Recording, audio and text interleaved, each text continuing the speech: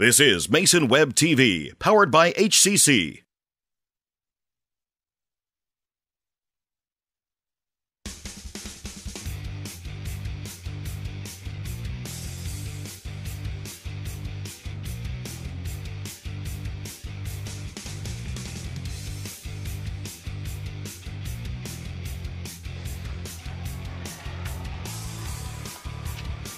Well, good evening and welcome to Rodolph Field on the campus of Montesano High School in Montesano, Washington for tonight's non-league football game between the Shelton Highclimbers and the Montesano Bulldogs. I'm Dietrich Allen and you are watching the Maple Glen Senior Living pregame show. We're having some technical difficulties tonight. Wouldn't that be the way? Isn't that right, Jerry? Well, if anybody can solve those technical difficulties, it's you. Well, we'll wing it as we do our thing. This broadcast, by the way, on Mason Web TV, powered by HCC, is being brought to you by Hood Canal Communications, keeping our community connected. Maple Glen Senior Living Community in Shelton, celebrating the art of life. Dan Griffey for 35th District State Representative, Position 1, GOP. Sharon Trask for Mason County Commissioner, District 3, and Tigert Media. So tonight, the Highclimbers look to rebound from their season-opening 35-14 loss to North Mason last week in the Mason County Cup. The Bulldogs are looking to make it to 2 in a row after beating Aberdeen a week ago 40-8. Both teams are young, but history has shown Montesano to be a football machine, a factory, if you will, churning out the W's on a weekly basis. Will that continue tonight? Not if Shelton has anything to say about it. Coming up on the Maple Glen Senior Living pregame show, we'll have a brief talk with Climbers coach Mike Speaks. And see if I can get everything working properly. And we'll be right back.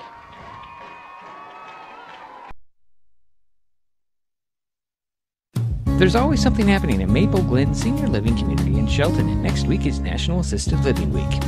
The public is welcome to attend Maple Glen's events and dress up to match their theme each day during the week. How about brunch Sunday to celebrate Grandparents' Day from 10:30 to 1?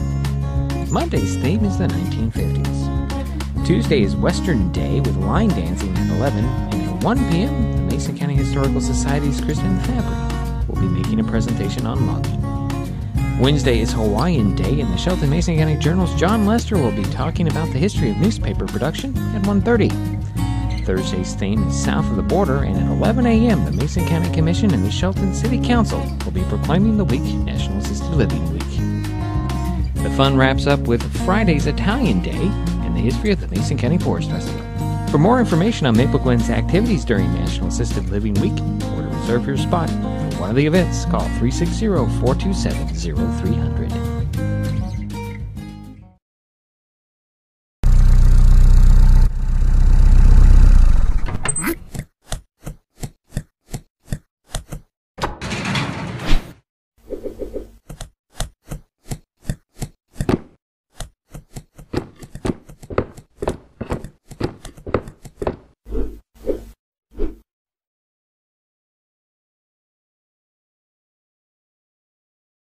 Hi, I'm Dan Griffey, your legislator and local firefighter. Today we all come together to cheer on our players. And like them, we are a team. Like a team, we work together to do good for our community. I want you to know that I fight for each and every one of you, for a bright future full of opportunities, for you to leave your mark on the world. You are strong, and we are stronger together. Paid for by Griffey's First State House Campaign.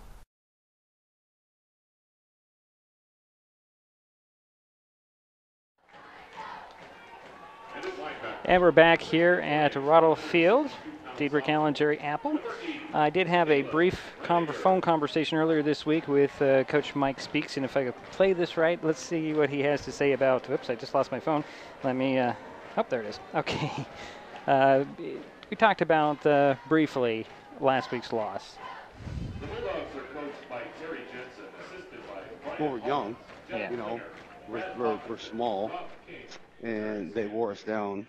And then, you know, we got a 15-year-old quarterback, Right. you know, and the nerves got to him in the center a little bit. And we had some negative plays, Right. you know, in the second half that you can't be behind the sticks, Right. you know.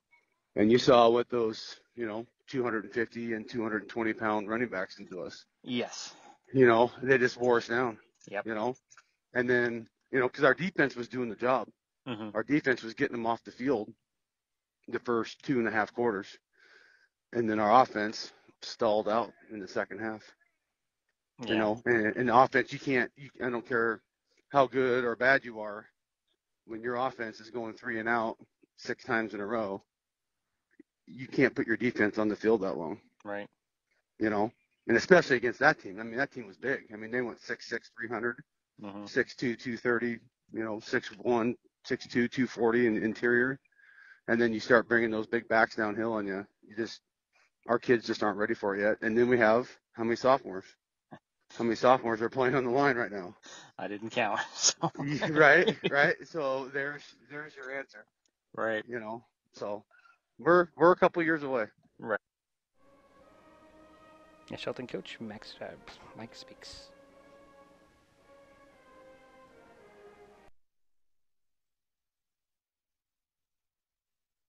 Neighbors help each other. It's how community works. And it's how we do business at Hood Canal Communications. We know you count on us for value-priced internet, TV, and phone service, backed by friendly local support. Your hard-earned dollars stay right here as we invest in our community, our people, and smart technology.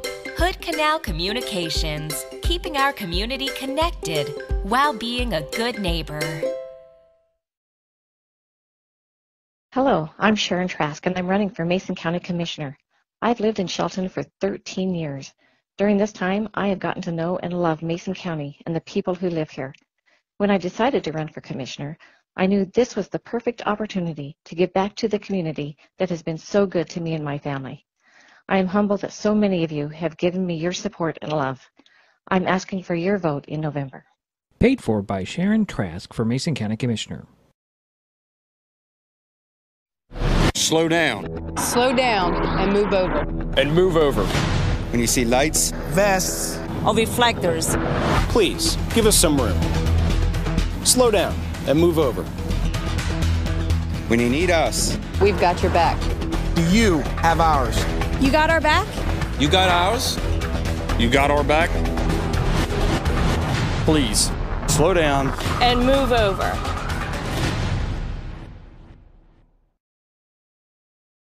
There's a lot going on these days at Maple Glen in Shelton. Come see for yourself by scheduling a tour to view apartments, the beautiful surroundings, activities, and the signature dining room. Maple Glen Senior Living Community, located just 20 minutes north of Olympia at 1700 North 13th Loop in Shelton. They're just feet away from the hospital, medical professionals, and pharmacies. Contact Teresa Gilman, 360-427-0300 to learn more about this exciting living community.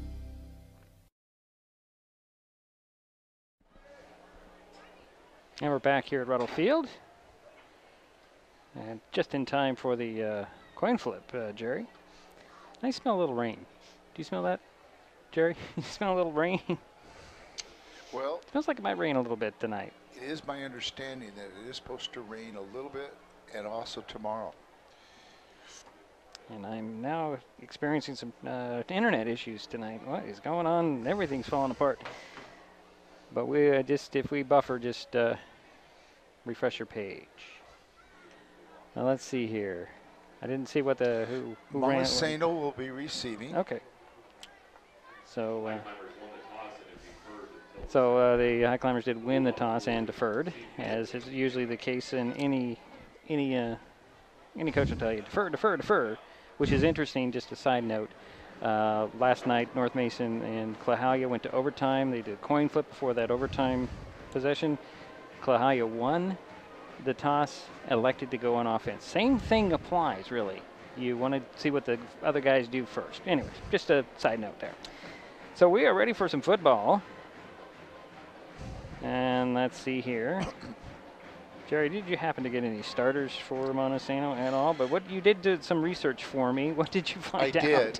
Tonight, from Montesano, their starting quarterback will be number 18, Shaden Farmer, who is a senior. And it looks like Tegan Zillia, who did not play last week because of a shoulder, is going to be starting tonight for the Bulldogs, and that'll be Tegan Zilliette.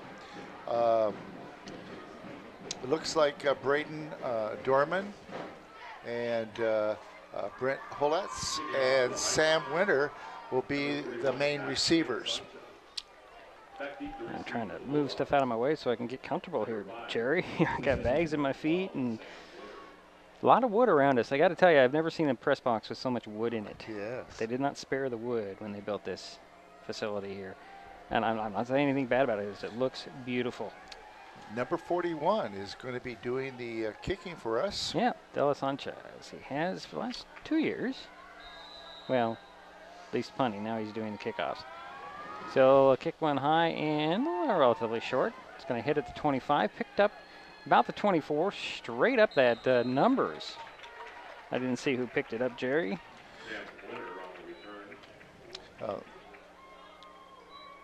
That was Sam Winter, number 12, on their return for 8 yards. All right. So first and 10 for Montesano on their own 33-yard line. So let's see what the Bulldogs are going to bring up. I at least have a little bit of experience with saying Bulldogs all night long, as I did last night. So here come the Montesano Bulldogs wearing their maroon shirts, gray pants. Of course, the Highclimbers in their road white, black pants. Looks like Farmer will go out of the gun. He's got 2 receivers on each side, man in motion. There's number 12. Winter, nice tackle there, but a flag goes flying in. Jason Kenyon with the tackle on Sam Winter. And there's a flag in standing at the 30-yard line. So let's see what this. There was no gain on the play. There's actually a loss if you look at where they're spotting it. But this could be worse or better depending on who you're rooting for tonight. So let's see what our first flag is all about. Oh, illegal use of the hands on the Highclimbers. So that is usually a 10-yard penalty.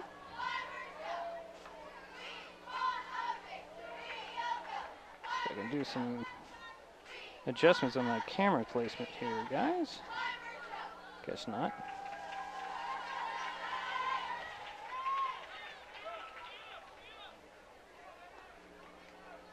So they'll march it ahead 10 yards. That will give Montesano, looks like a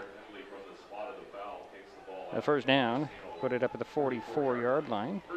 Spot foul there.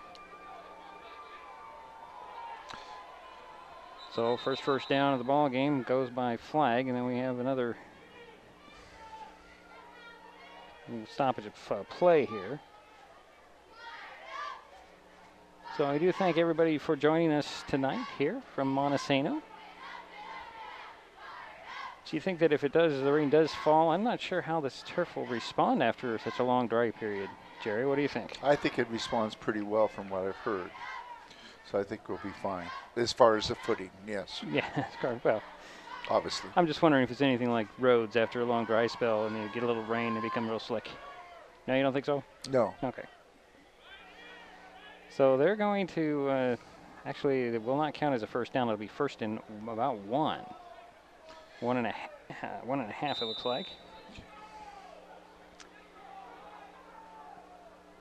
So Farmer will go out of the pistol this time. He'll just take a quick step back, throw over near side, incomplete over the intended target of the, looks like Brandon Dorman was the intended receiver there for the Bulldogs, and that'll bring up second down and 1 for Montesano. See, Winter will come wide to the near side below us.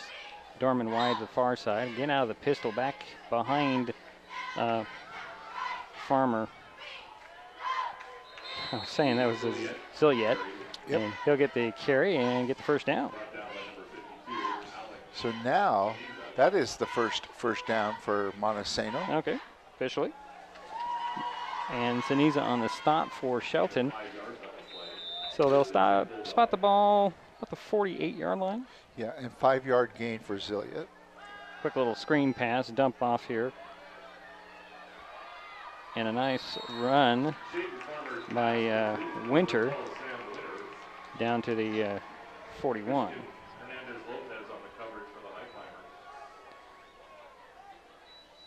So we are on the north side of the 50. Another first down. Anything going that direction, the way the Montesano is going to be at a very odd angle. And if they get down to the end zone on that side, it'll be very difficult for us to get that on camera. Back to pass goes Farmer. Nice little pass, nice catch. By number 33. Yeah, Jordan King with the catch. Saw that nice from this angle. It was a pretty throw. Nice tight spiral right on target. King just turned around. There's the ball. Grabbed it in stride. 11-yard pass play. So up to the 30-yard line, 1st and 10 for Montesano.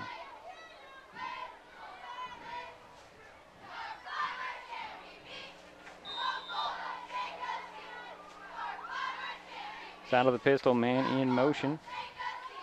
That's Winter. Dump off to Winter. Breaks slips by one tackler, then he gets up to the 25 before he's pulled down. Jason Kenyon. Oh, let's see who else was in there on the tackle. Trenton Hughes. 6-yard pass play. Hughes on the coverage for Shelton. Gain of 6 yards on the play. So 2nd and 4 coming. 2nd down, 4 yards. Ball just inside the 25 for Montesano. Back to pass again. Another completion. Again goes to Winter. And taken down right immediately after the catch. Up to the 21-yard line, Jerry. So that should be a 5-yard gain for, what was that? Is that right? Am I right? 3 yards on the play. 3 yards, excuse me.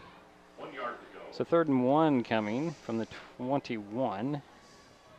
Got to get just across the 20 for the 1st down. And a run a handoff to Zilliette. He gets enough for the 1st down and I'll tell you 5 yards more. Brought down by number 26, Josiah Owell. And Owell's with the tackle. Spot the ball at the 14-yard line.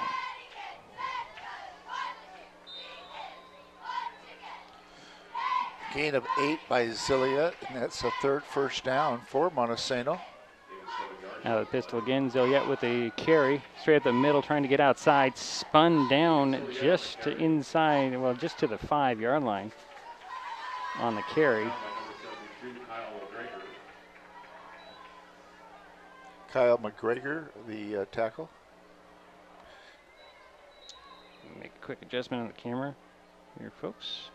Maybe, maybe not. There we go. So out of the gun this time, handoff, new back, dancing his way inside the 5 is number 11, Trenton Hullitz on the carry this time to about the 1, maybe the 2, depending on where they spot it. Gain of 3 yards on the play. 1st and goal, Bulldogs. So 1st and goal. Gain of 3 on the play. Spot the ball. They're going to officially call it the 2-yard line. 4th first down. Under center will go Farmer, hand it off.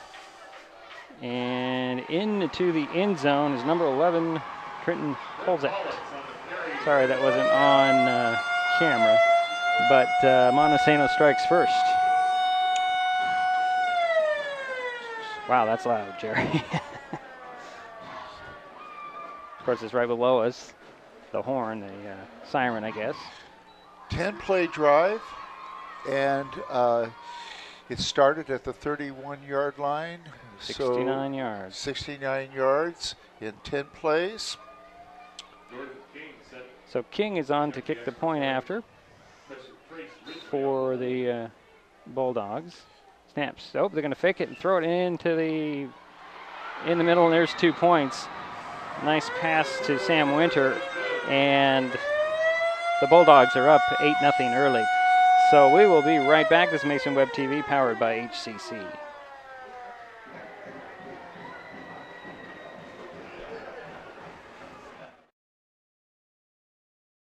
There's so many great things about life in Mason County, and Hood Canal Communications is proud to be one more.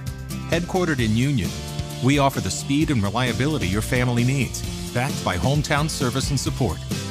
Whether you need to just check email or power all those Wi-Fi devices around your home, HCC has the right package for you. Stop by one of our friendly offices, call or visit hcc.net to learn more.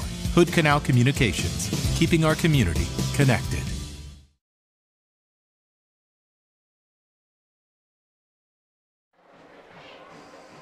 And we're back here, 8-0. Montesano strikes first. Now flip the right buttons too. King has to tee it up to kick it off to the Highclimbers. Back deep is Kenyon and Goodwin, and look, a rainbow. Jerry? Yes. I'd show it to you, but I don't think it would come out in the camera very well. It's kind of a light rainbow. I think I know where the bucket of gold is. Yeah, we'll move when you get closer.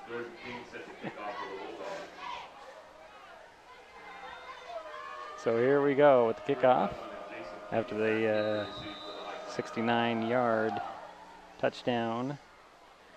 Goodwin will take it about the 13-yard line. Cuts it up the middle and gets across the 30. Ball comes free.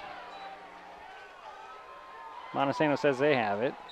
Shelton says they have it. What does the guy in the stripes say?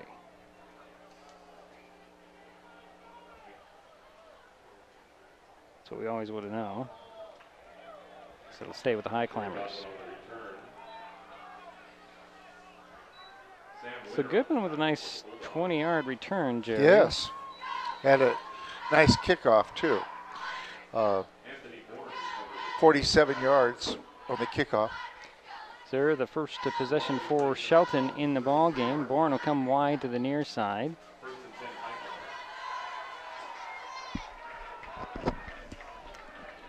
Cook will go out of the pistol. He's got a back behind him and a back beside him. Handoff this time to the back behind him. I believe is Goodwin. Sorry, I'm not paying attention to the camera, just paying attention to what's going on the field. Yeah, number 21. And that is a good 5-yard run. Second and 5 from the 38. 38. There we go.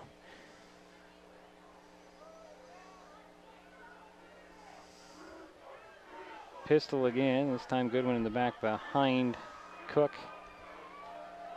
Hand off to Goodwin. Goodwin gets away from one guy, then tripped up, I think, by one of the guys who busted in there. A loss of 3 on the play. Yep. Loss of 3 yards on the play. So brings up third down. Loss of 3. Ball back at the 35. 3rd and 6.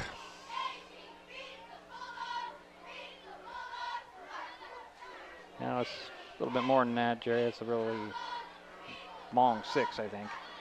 Pistol again. Back to pass goes Cook. Cook will throw it to the near side. Got a guy there off the hands of Trevor Meyer. Charles Hurt was also there. I think it was intended for Meyer. And Zilliot, number 5, Tegan Zilliot on the coverage.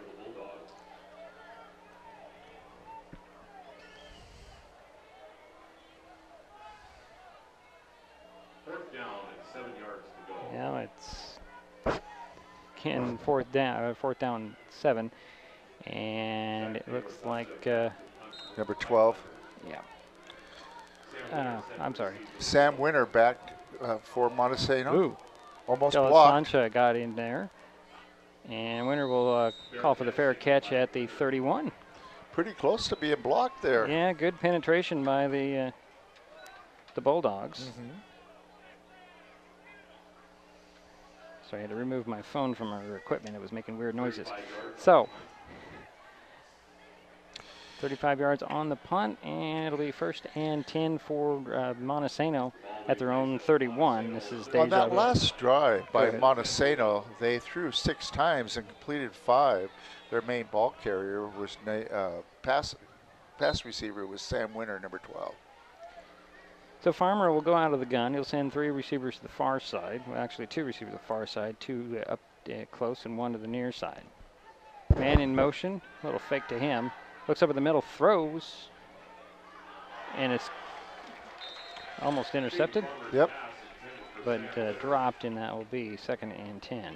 Dom Monette, number 25, was on the coverage for the Bulldogs. Adjust your headset there, Jerry. It's falling off your head. There you go. Okay, there you go. Don't want it to fall off when you're saying something important. Hand off this time.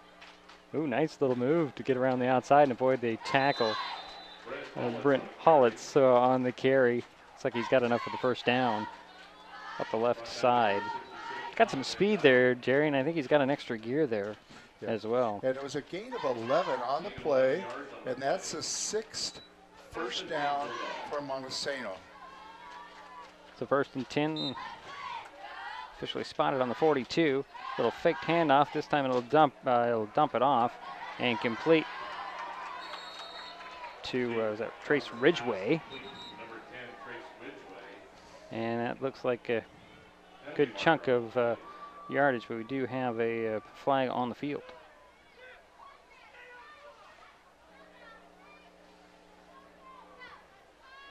Not really sure what to expect out of this referee and crew.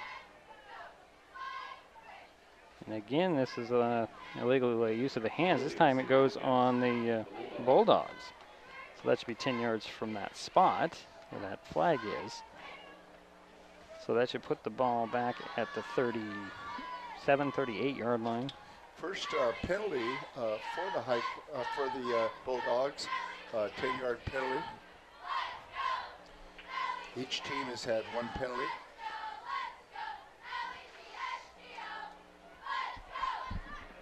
No, actually, they're going to do it from the line of scrimmage, so that should be 1st down and 20. Guess that's not a spot foul. So, back to the 32 go the Bulldogs from Montesano. Have a 1st down.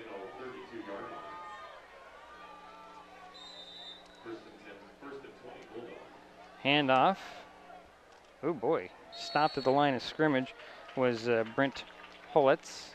And the Highclimbers are grabbing at that ball, Jerry, so I'm going to expect they're going to get that. They're going to win that battle eventually, and that'll come out. Oh, I just saw the guy that's supposed to be up here taking a look at our equipment on the sidelines with his camera. Sean Donnelly down there at the 20, other end. 2nd down and 20. Back to pass goes Farmer. Going to air it out a little bit. Oh, did he catch it? He did. What a grab. What a grab by Sam Winter. Wow. Yeah, nice one-handed catch. Oh, wait a minute. They're going to say no. I thought it did touch the ground. Yeah, it looks like a pretty good grab to me, but you know, it was a nice try, very nice try, but it hit the ground as he grabbed it. Okay, so you can't have a simultaneous catch with the ground. Right. Right. Okay. So that brings up 3rd down. And now we have flags. That'll be a false start for Montesano, and marching back another 5, so it'll be 3rd down and now 25. Second penalty of the ball game. Ball spotted at the 28-yard line. So the Bulldogs do this time. Little toss, a little shuffle pass up the middle. And a solid run by Zilliette. Gets across the 40 to the 42.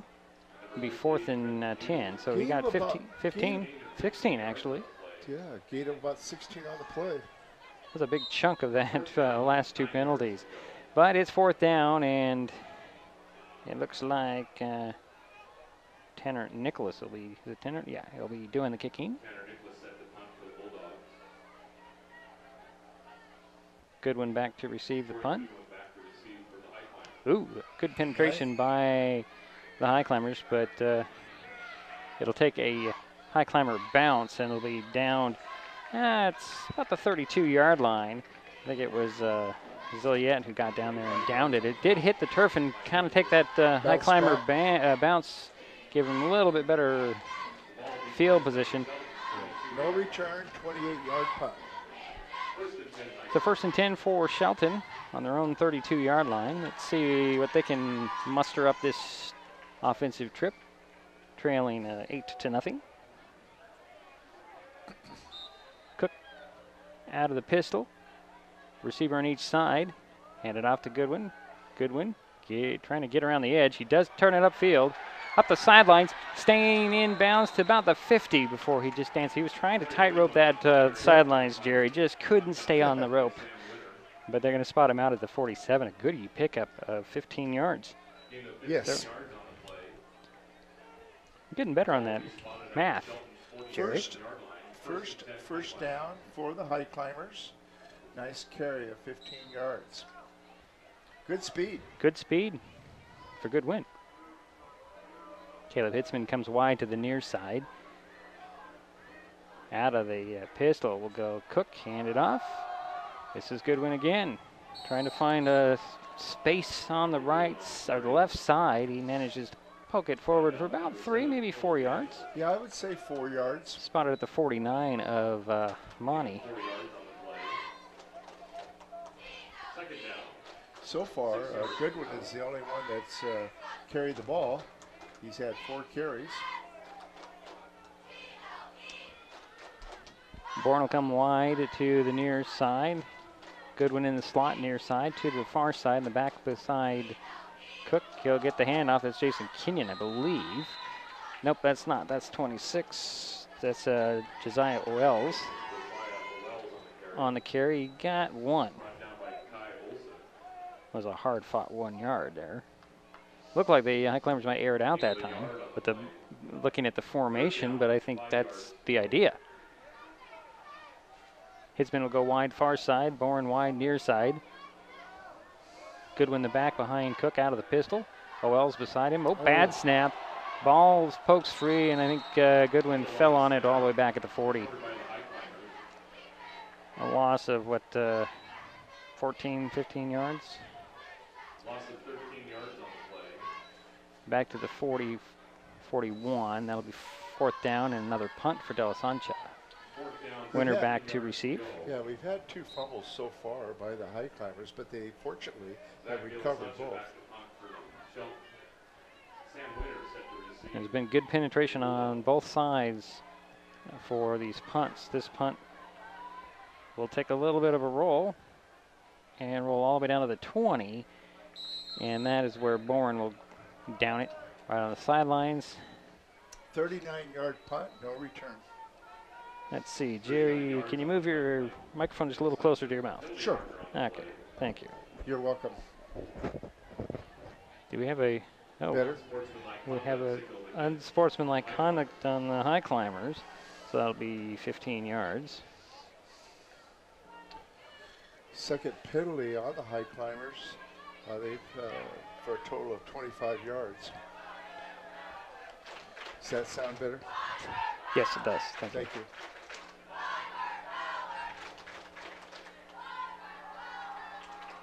We're right above the Shelton crowd here and the cheerleaders. So you hear a lot of noise from the Highclimber faithful here. I don't know, Jerry, did you see, were you able to take a look at how many, you don't have to do it now, I just wonder when you were walking up here. I did not, because okay. I came up at about 6:05, 6:10, okay. And there wasn't very many people in the stands. So I got to be honest with you, I don't know. So do we have a timeout on the field here? No, we're going to have a repunt, I think. That's what's going to happen here.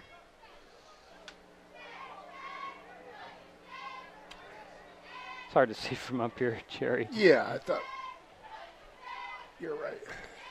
So they'll mark the penalty off from the, where was the ball? Way back. So we'll see, they'll make De La Sancha kick it again.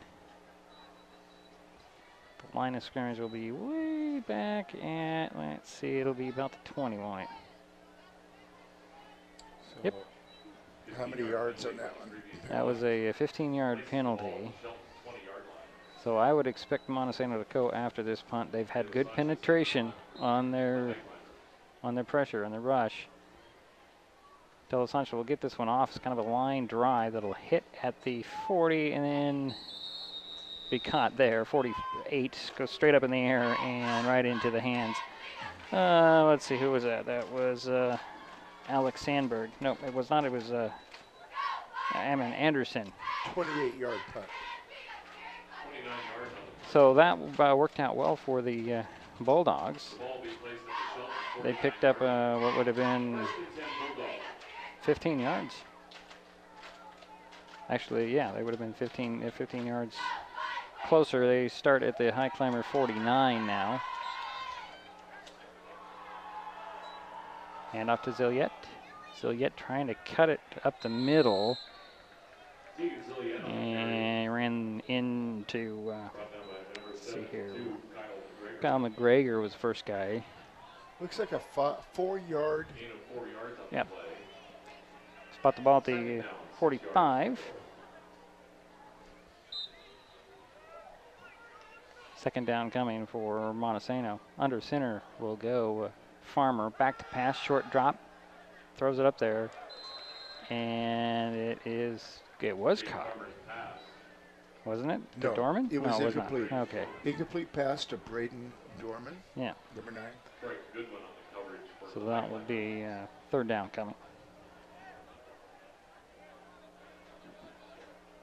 So what I've seen from Montesano, Jerry, is kind of keeping everybody guessing what you're going to do depending on the formations. But they're mixing it up really well. Yeah. Farmer out of the gun this time. 2 receivers to the near side. Back to pass he goes. It's on the rollout. He's going to throw it. It's incomplete, just off the hands of, is it Winter? Yes, yeah, Winter. Sam Winter. That'll bring up fourth down. Well, Shelton the last couple times has played very well on defense.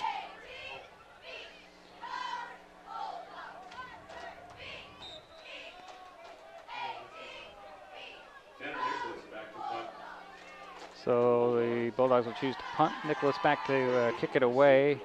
Troy Goodwin back inside his 10, waiting for this punt. There's the snap. Nice punt. High spiraling kick that'll hit at the 10. Take a bounce and get into the end zone. That should be a touchback. Yep, just. It looked like they had every opportunity to down it inside the 5. But well, Goodwin kind of put a body in the way of one of those gunners and stopped him from getting to that ball that kept them from downing it inside the 5, and that could have been right down there by the 1. Nice punt, 55 yards. Yeah, nice punt. But Highclimbers will get it at the 20 with the 1st and 10. Not a whole lot to talk about offensive-wise. No. Just lost internet. Handoff straight up the middle.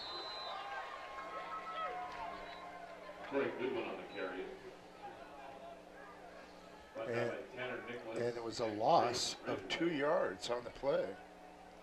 Loss of 2 on the play. Second down, 12 yards to go.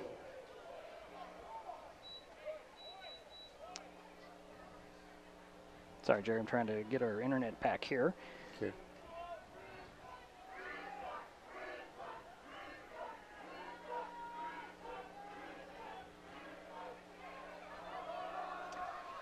And that's Jason Kenyon on the sweep out there up to the 25.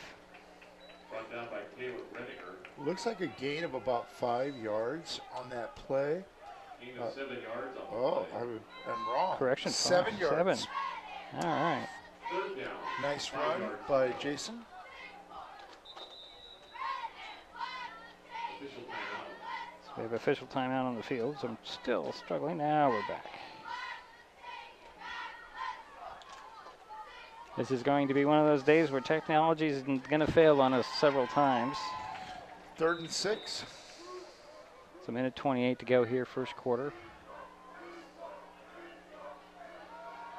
Cook back to pass. He'll dump it off to Kenyon. Kenyon with the catch gets up to the 40, speeds to the 50. He lost the handle on the ball going out of bounds, it looked like, but he was already out of bounds. So he's into Bulldog territory at the 40, 48, 47, I guess you can call that. The nice run there, Jason Kenyon. 28 yards. Yeah, Jason Kenyon doing the work mostly on this drive here. Highclimbers into Montesano territory, I think only for the second time tonight, is that correct? Yes, and that's a third first down. First completed pass. Out of the pistol go Cook, receiver on each side. Pitch goes to Goodwin. Goodwin trying to find the edge, gets out to the outside. He's going to sprint down the sidelines. Can he stay in bounds? He gets inside the 10 before he's knocked out of bounds. He was knocked out of bounds by Zilliet, but we have a penalty. Yeah, probably a late hit as well.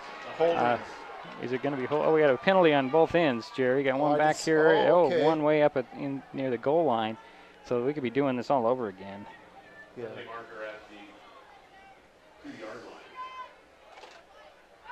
So yeah, the penalty in the backfield would be the holding area. Exactly. And the penalty up front is going to be either unsportsmanlike or of some sort, late hit.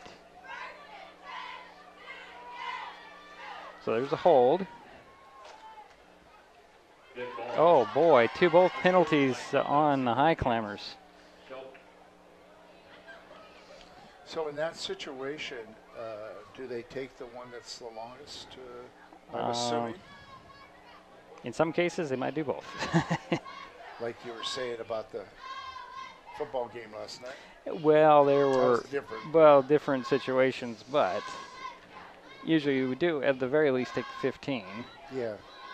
But I think that the 10 and then the 15, that looks like what they're going to do now, I believe, because there's the 10. Okay. And he's still going to do another 15. So that's 25 yards on penalties. So that'll be first and 35 or more, actually. Nope. Well, what's also interesting, we've had 3 15-yard penalties so far against Shelton. Total of 65 yards in penalties for the Highclimbers. Still fighting with internet here. Try that one again. Spot the ball on the 27. 37 yards to go. 37 yards to go. Back to pass. That one is complete. Trevor Meyer. Skylar Cook's pass complete to number 11, Trevor Meyer.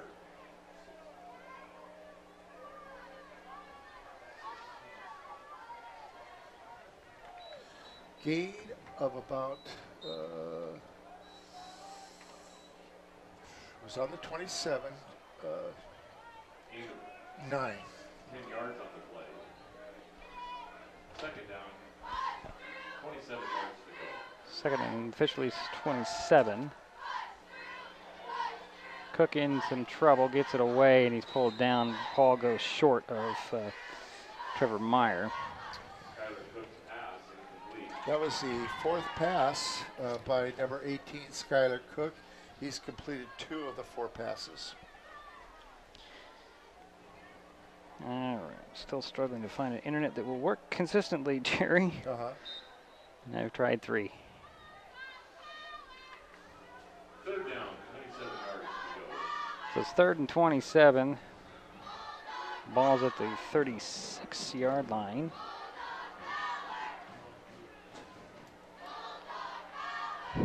Out of the pistol. Pitch to Goodwin. No, or was that Kenyon? Kenyon, I believe, on the carry that time. Very short gain. Brought down by Kai Olsen and Shane Parker. Gain of 4 yards on the play. And it's 4th down. Gain of 4. And that'll be the end of the quarter. So we're through 1. Montesano leading 8-0 on the Highclimbers. And isn't it fitting, Jerry, I get the internet back and we have to go to a break. So we'll be right back. This is Mason Web TV powered by HCC.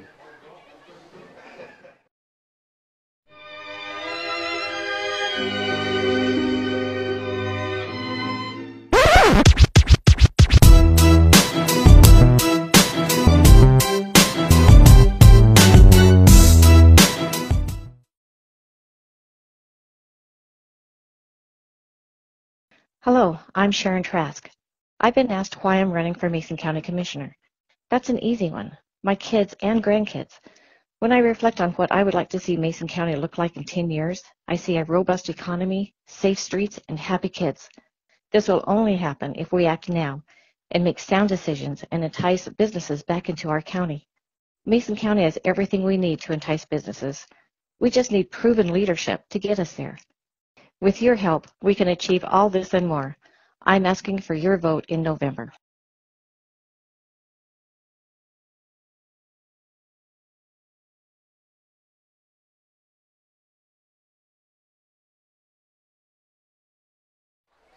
Okay, here we go. Definitely Montesano has a balanced attack. They ran the ball 9 times and passed the ball 10 times. Okay, so trying to keep us all in line and trying to keep the internet going here, and I lost everything. It's crazy. Okay, so it's punting for Highclimbers and De La Sancha. Ooh, avoids the rush, gets one away that is going to take a Montesano bounce, and the Highclimbers are down at the 36-yard line, it looks like. 36-37. Okay. 25 yards on the punt by De La Sancha. So now we're going to 25-yard punt. Scoreboard back in there. All right. The ball will be placed at the Montesano 36-yard line. First and 10. So first and 10 for Monty. And they're at their 36-yard line.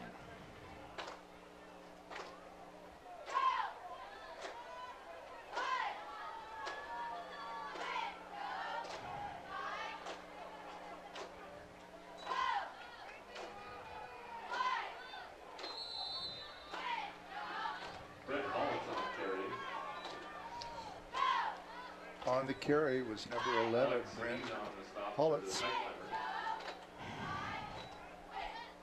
Still fighting with their internet connection, folks. This is getting to be really, really frustrating for me because I have 3 sources of internet and none of them seem to be working. Number 52, Alex Cencia, was on the tackle for the Highclimbers.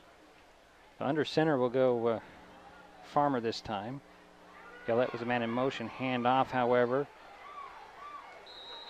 to Winter, and he gets a big gain there. Trevor Meyer with a tackle. Let's see how long this one holds. Jerry. Ball spotted in Highclimber territory at the 45. 11-yard carry. Farmer back under center with the back behind him. Back to pass he'll go, and he lost the ball on the sack. The ball's still free. Highclimbers have it. And recovering that ball is Trenton Hughes. So that will be the... is it the first turnover, Jerry? Is it the first turnover of the ball game? That is the first. Okay, yeah. That is the first turnover. It's the 3rd fumble, but the other 2 were recovered by the Highclimbers on their possessions. So yes, it is the first turnover. So the ball will be spotted at the 44 of Montesano. Shelton will take over there. Apologize for internet issues. We have 1, 2, 3 internet sources, and they're failing left and right here.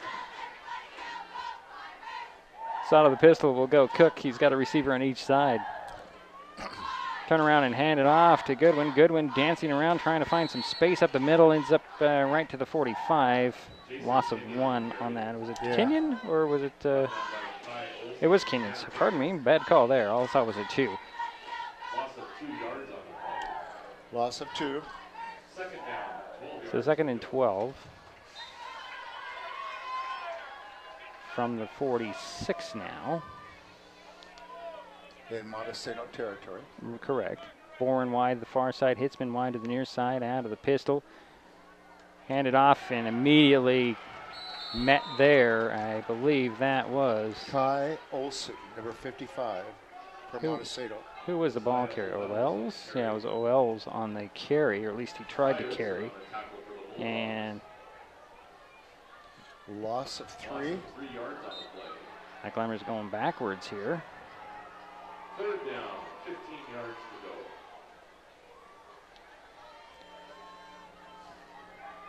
Christian Hernandez Lopez is the man wide near side.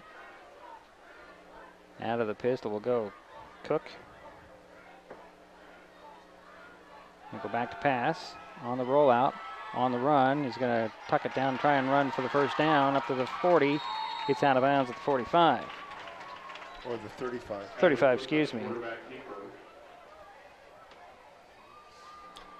Very close to a first down. Looks like a short of a yard.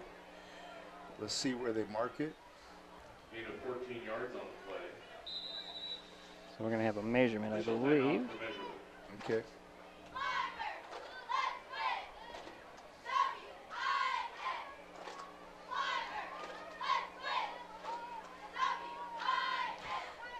Yeah, it didn't look like it was a first down. It was close.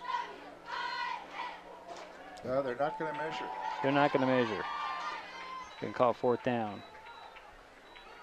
4th down and about a half a yard to go.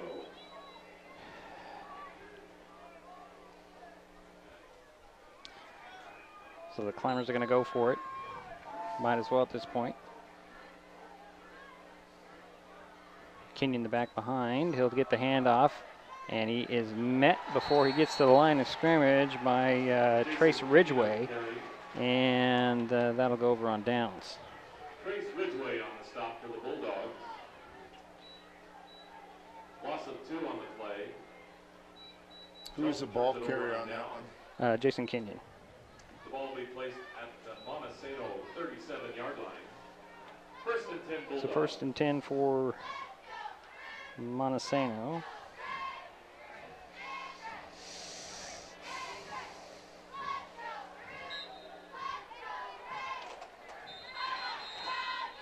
We continue to fight with internet issues here. We've tried just about everything. We have a timeout on the field by the Highclimbers. Well, let's take it. We'll be right back. This is Mason Web TV powered by HCC.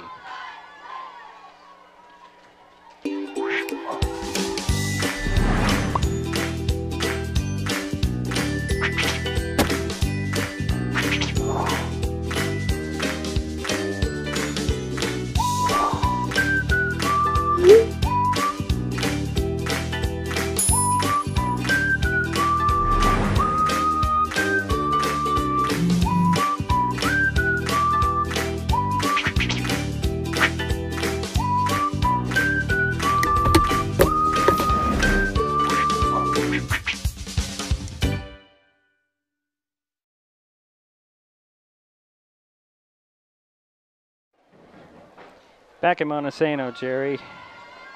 I'll let you kind of do some play-by-play while I fight with the internet still. But I got most everybody back right now. Okay. Being prepared for more droppage. Okay, Shelton has the ball right now on the 30. Montesano, I'm sorry. Montesano has the ball right now on the 35-yard line. Pass out to. Pass complete to Stephen Zilliette. So he's, pass completed to Zilliette from Farmer. Okay, we're good here for the time being. I have yet another source to try to do that. So thanks for covering my... Gain of 8 yards on that last play, pass play to Zilliette.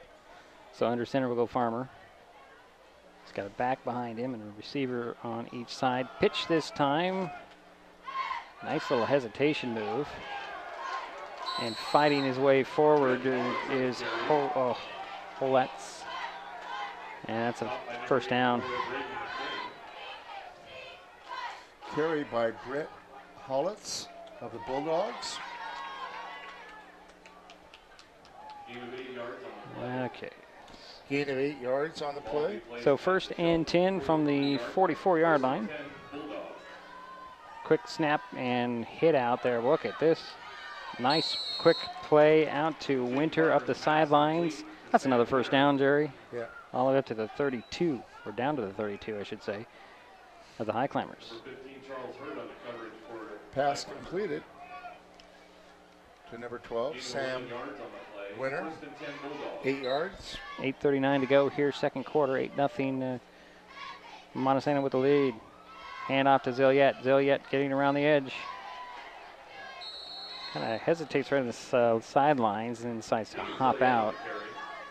Oh, 9 yards on that pickup, Jerry. Yeah, very close to a first down. Gain of 9 yards on the play. Second down, 1 yard to go.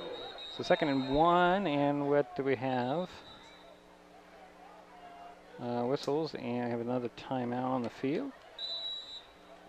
Second timeout for the Highclimbers. All right, we'll step aside. Hopefully the internet will stay with us. We'll be right back. There's a lot going on these days at Maple Glen in Shelton. Come see for yourself by scheduling a tour to view apartments, the beautiful surroundings, activities, and the signature dining room. Maple Glen Senior Living Community, located just 20 minutes north of Olympia at 1700 North 13th Loop in Shelton. They're just feet away from the hospital, medical professionals, and pharmacies. Contact Teresa Gilman, 360-427-0300 to learn more about this exciting living community. Sorry, a little quick on the buttons there. Cut off that spot. So 2nd down and 1 for Montesano, coming out of the timeout by the Highclimbers. Ball is spotted at the Shelton 23-yard line. Farmer will go under center with the back behind him. Zoliette is just to the right. Pitch goes to, who is it? That's number 11. Yeah, Holetz. And he gets first down a little bit more. And that will be Trevor Meyer on the tackle. You're right, and up to the 16-yard line. That is the 10th first down for the Bulldogs. So out of the pistol and a quick whistle. Do we have a whistle or not? I've heard a whistle, but the handoff. Zilliette with the. I heard a whistle, Jerry. Was that my imagination? Well, we don't see a flag, so. They're going to give him a first down. I swear I heard a whistle. Yeah, Zilliette on the carry of 10 yards. Good for another first down, 11th first down.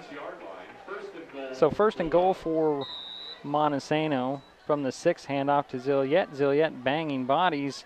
Got a couple of yards by the length of his body, and he's ripped down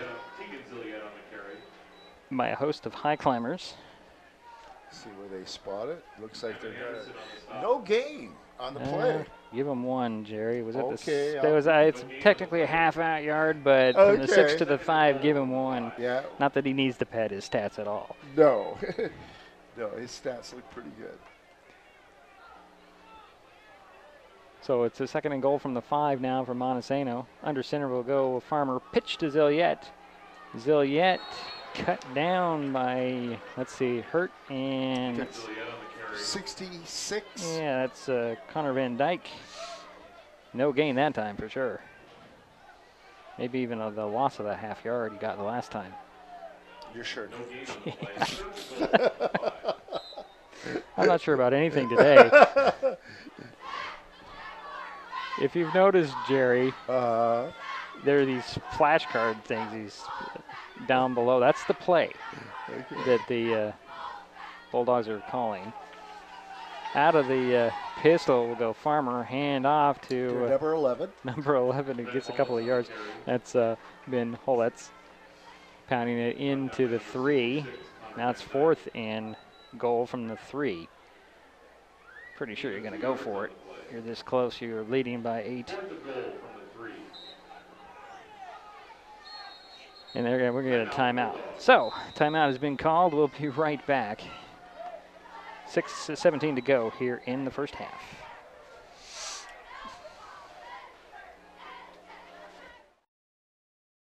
Frustrated by rising cable prices? You're not the only one. As your local cable TV provider, we work hard to give you the channels you want to watch the local news, enjoy family night, and cheer on your favorite sports team. We also fight to keep your rates fair, but at the negotiating table, large corporate broadcasters demand higher fees for their programming. As TV viewership goes down, broadcast rates continue to go up. It's not fair. None of us should cover their losses. Visit keeptheconnections.com for more information on how we're working for you.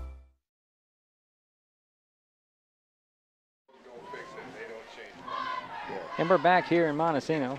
4th and goal from the 4-yard line for the Montesano Bulldogs. They called the timeout, and they are down here. That was their first timeout. Meeting with the coaching staff, and here we go with a 4th and goal from the 4. Looks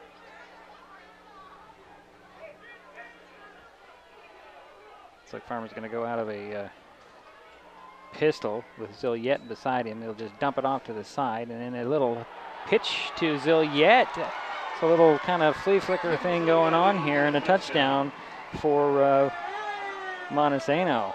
And they're up 14-0 now.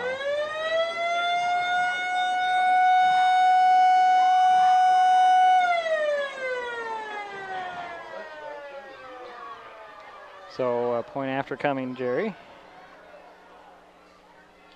We'll call that a flea flicker? It's not really a flea flicker. It's a hook and ladder. That's one of those. I was trying to find kind of right there. It's a catch and a lateral. Okay. So it's a hook and lateral play. Hook and lateral. Okay. Yeah. Let's go with that. I think that sure. sounds good. Sounds great, but who knows if it's accurate. Snap is on the target. Kick is on target. So it's 15-0. Montesano. Jordan King.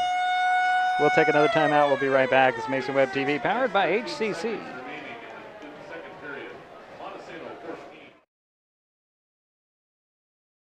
I dare you. I dare you to change the world. Yeah, you. Getting that college education. I dare you to be somebody important. Like be a teacher or a reality TV star. I dare you to stand up here. To call the shots. To be a role model. An inspiration. An innovator. To be a teacher. Think you can change my life? Make me excited about science like you? Have a career that really means something? Then do it. I dare you.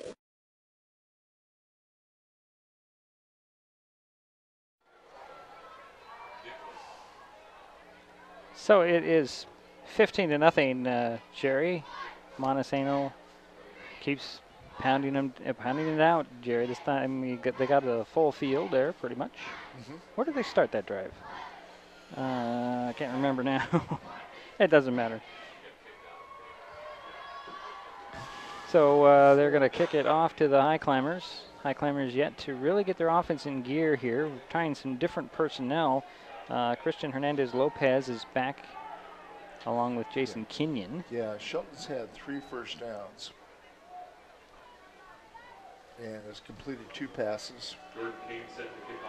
So King's got it teed up at the 40. There's the kickoff. This one is the end over end and deep. Hernandez-Lopez will pick it up. Try to look for some room, and he's met at the 22 by whom? Is it 22 on that? 20 on the tackle? 22. Yeah, Alex Mesquita with the tackle. He was met at the 22 by number 22. Yeah, it sounds good, but they're going to spot it at the 21, Jerry. Yeah, he just can't get the... I know it. Things are not aligning tonight. It's obvious. Okay. I'll keep trying. Yeah, so me too. Okay, so Cook is in there at quarterback still. Hurt wide near side, Bourne wide the far side. Jason Kenyon the back behind Cook. And Maurice Castro is in there at fullback right next to Cook, standing to his right.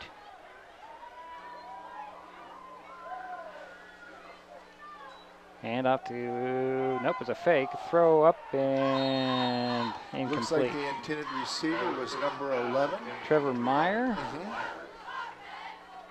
Incomplete, second down coming.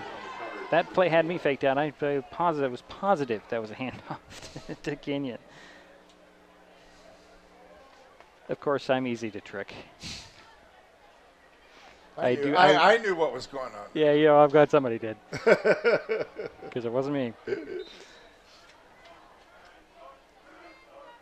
So out of the gun will go Cook. He has 2 receivers on each side. Castro, the guy beside him. A little bit of a hitch there, and Cook's going to have to pull it down. He's going to run, try to get back to the line of scrimmage. He might have. Yeah. Tracked down by a bunch of Bulldogs there. No gain. Flushed out of the pocket. Brought down by number 18, Shelton Farmer. And the quarterback, who is now on defense, number 18, Shelton Farmer on the tackle. Loss of a half a yard on the play. Third down. So 3rd and 10. Just going to leave it at 3rd and 10. Ball squarely on the tip on the 21. Bourne will come wide to the near side. Castro, right side, Cook. And that should be a flag, but no flag there. Okay, back to pass goes Cook. Cook shuffles his feet, throws down the field, intercepted. But then Hurt ripped it away, but who gets that ball? I thought it was intercepted. They're going to call that a completion to pass. To Cook. We'll take it, or to Hurt. We'll take it. Charles Hurt. Looked to me like it was intercepted, but then Hurt might have wrestled it away. He did. Okay. Yeah. Simultaneous catch always goes to the receiver. So 1st and 10 for Shelton at the own 48-yard line. 4th first down. 15-yard pass play. Pistol formation again, a receiver wide to the near side and one wide to the far side. Kenyon the back. Cook is on the run, pumps once, pumps again, and he'll try to get to the 50 before he's spun out of bounds. Might have came up just shy of 50. Skylar Cook on the quarterback keeper, brought down by number 18. Gain of 2 on the play by number 18. Gain of 2 yards on the play. Good heads up, try to fake out everybody by those pumps. Yes. But I don't think too many Bulldogs bit on that. Yeah, we're so far holding solid with our internet. Surprising to be that it's the source is a little suspect, but it'll hold for now. Good. Hopefully. 4 minutes, 1 second to go here in the half. Out of the pistol, go Cook again. Hurt near side. Bourne far side. We have a flag. I'm thinking it might be delay of game. Yep, it is. Delay of game on the Highclimbers. So it goes from 2nd and 8 to 2nd and 13. 5-yard penalty. 5-yard penalty takes the ball back to the Shelton 45-yard line. So we're at the 45 of Shelton. 13 yards to go. Same formation. Kenyon the back behind Cook. Castro, the fullback next to Cook. Back to pass goes Cook. He'll throw it long. Just out of the reach of Bourne, incomplete. It's a good pass, though. Yeah, and Zilliette was on the coverage, but nice pass. Zilliette on the coverage for the Bulldogs. So it's 3rd and 13 now. Yeah, Tyler Cook has thrown it 6 times, completed twice.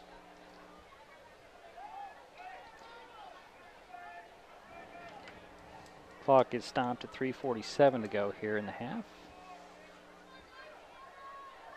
Caleb Hitzman in there at receiver. He's the man to the near side. Bourne remains wide to the far side. Kenyon behind Cook. And what do we have here? The timeout on the field by the Highclimbers. Yeah. So we'll step aside. We'll be right back. This is Mason Web TV, powered by HCC. Hello, I'm Sharon Trask. I've been asked why I'm running for Mason County Commissioner. That's an easy one. My kids and grandkids. When I reflect on what I would like to see Mason County look like in 10 years, I see a robust economy, safe streets, and happy kids. This will only happen if we act now and make sound decisions and entice businesses back into our county. Mason County has everything we need to entice businesses. We just need proven leadership to get us there. With your help, we can achieve all this and more. I'm asking for your vote in November.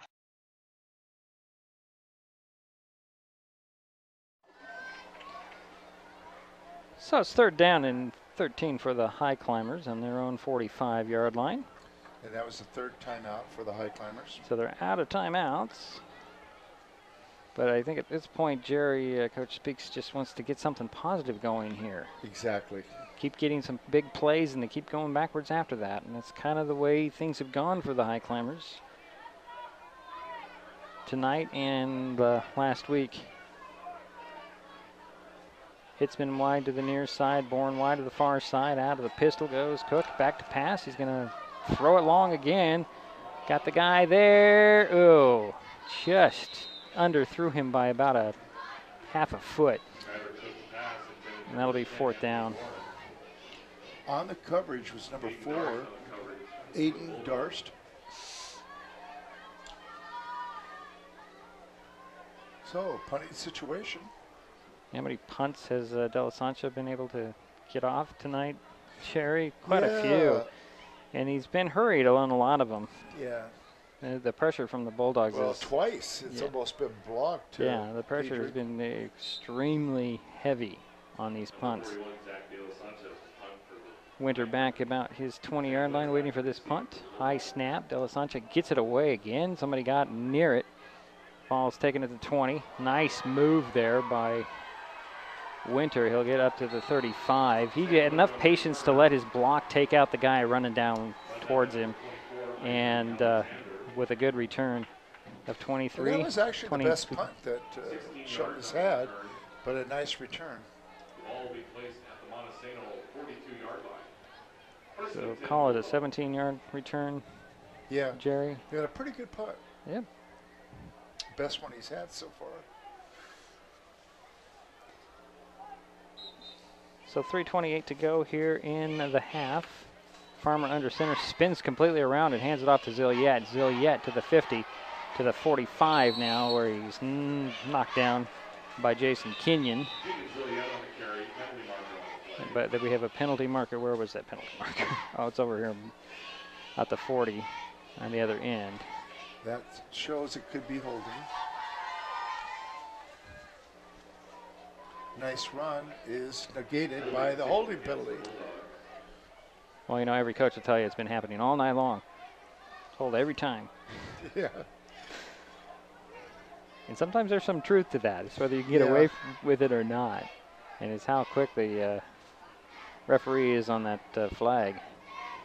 So that's a spot foul, I believe. So that'll go back about the 32, I'm assuming. 10 yards penalty? Usually, yes. So repeat the first down. Should be back at the 32. You are correct. From the spot of the foul, takes the ball back to the Montesano 37-yard line. That is a third penalty for the Bulldogs. They've had 3 penalties for 25 yards. So this time, Farmer will go out of the gun and hand it off to Zilliette. Zilliette, patient little runner, just kind of weaves around the big bodies, and he got back well beyond, about 5 yards beyond the original line of scrimmage. That'll be the to the 42. So.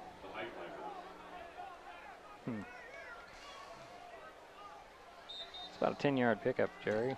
Okay. Low snap, handled well. Zilliette with the handoff again. Gets up near midfield. Yeah. Took a knee to the head. Ouch, that hurts. And he's slow to get up. And it looks like a first down. It's 12th first down. Gain of 6 yards on the play. Gain of 6 on the play by Zilliette. The ball being placed at the Montesano 49-yard line. First and 10 from the Montesano 49. 2:45 to go here in the half.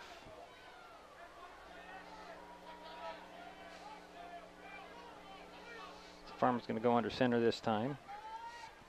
Highclimbers showing blitz, and I don't know if they drew him off or there was some movement on that line. It was some movement on the line, so that'll go back 5, so it'll be first and 15 now. 5-yard penalty assessed against the Bulldogs. Their 4th penalty. So that'll make it first and about 14. First down, 15 yards. 15 yards, yeah. First and 15. Farmer under center again. Pitch this time. This one's goes out to number 11. And he's fighting his way. That's Brent Holatz all the way up to the 32-yard line. Brent Holatz on the carry. 23-yard yep, carry. 23. And good for another Bulldog first down. 13th of the game. 23-yard carry. Wondering, I'm just looking forward to your stats there, Jerry, at least for Montesano. Yeah. First down, 10 yards to go for Montesano on the Highclimber 32. Pitch again. This is Zilliette, I believe. Nope. Number 11. Number 11. It's Hollitz. No gain on that. Jason Kenyon on the tackle, number 22. No gain on the play. Well, technically, I see a loss there, Jerry, of a yard. So it was a loss of 1. You might be right. Yeah. I'm calling it a loss. Okay. Second and 11. Out of the pistol will go Farmer this time. Man in motion, Hollitz. And Hollitz, I think they're going to be a timeout. All right, so we'll take a timeout. We'll be right back. This is Mason Web TV, powered by HCC.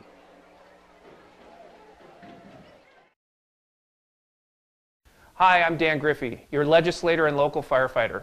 Today we all come together to cheer on our players. And like them, we are a team. Like a team, we work together to do good for our community. I want you to know that I fight for each and every one of you, for a bright future full of opportunities, for you to leave your mark on the world. You are strong, and we are stronger together. Paid for by Griffey for State House Campaign.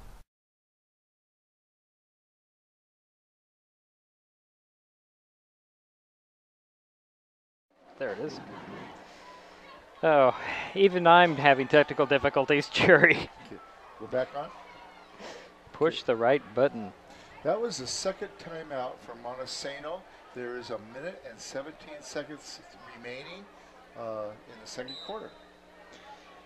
So second and 11 from the 33-yard line. Hollitz in motion. Back to pass. Goes Farmer, got a guy there. There's Winter, touchdown, Bulldogs. 33 yards. Wow. 33-yard touchdown pass.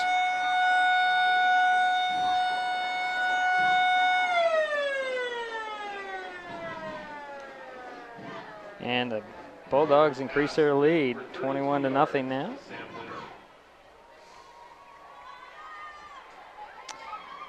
You know what that play was all about, Jerry, is all the runs that they did prior to it. Yep. Set up, and everybody's expecting run. Yep. And little play action, fade route, touchdown. King on to kick the point after.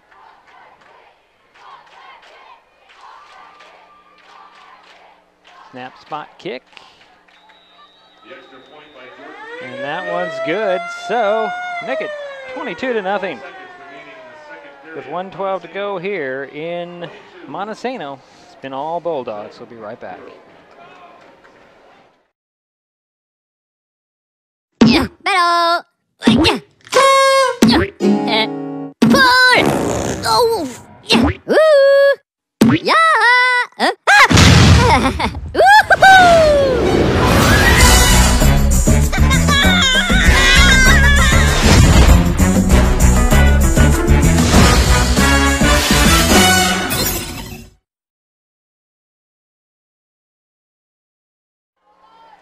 Back at Montesano, Jerry. Bulldogs about ready to kick it back to the Highclimbers. I'm kind of chuckling, Jerry. You can't see what I'm playing here, but I just had a commercial that had a bunch of minions in it. It's just kind of funny to watch them because, you know, I'm a big Minion fan. Back deep is number 10, Anthony Boren for the Highclimbers, and Along number with Jason 21. Kenyon. So, Troy is it a good one? Goodwin. Looks like Okay. Troy Goodwin. All right, I'll take your word Yeah, for I it. could be wrong. Troy, is it 21? It's I see a 2. Yeah. You could be. I think it's Kenyon. I think it's, yeah. I haven't seen a good one for a while.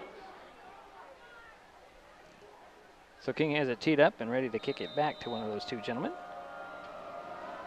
Run up and a kick. This one's going over towards Boren. I can't even see where the ball went out of bounds, didn't it? About the 10-yard line. The flag goes flying there. Let's see, about the, no, he's going to. The ball goes out of bounds. At the 12. Resulting in Or no, excuse me, 16-yard line. It went out of bounds, but we do have a flag. Oh, it's a flag for going out of bounds. So I believe you either take it at the 40 or you make them kick it again. Okay. And I believe they're going to take it at the, well, it's 35, excuse me.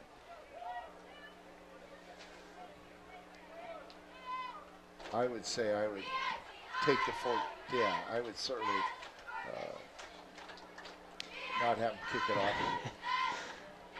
The ball will be placed at the Montesano correction, the Shelton 35-yard line. So that's where the Highclimbers will start out. Hash mark far side at the 35.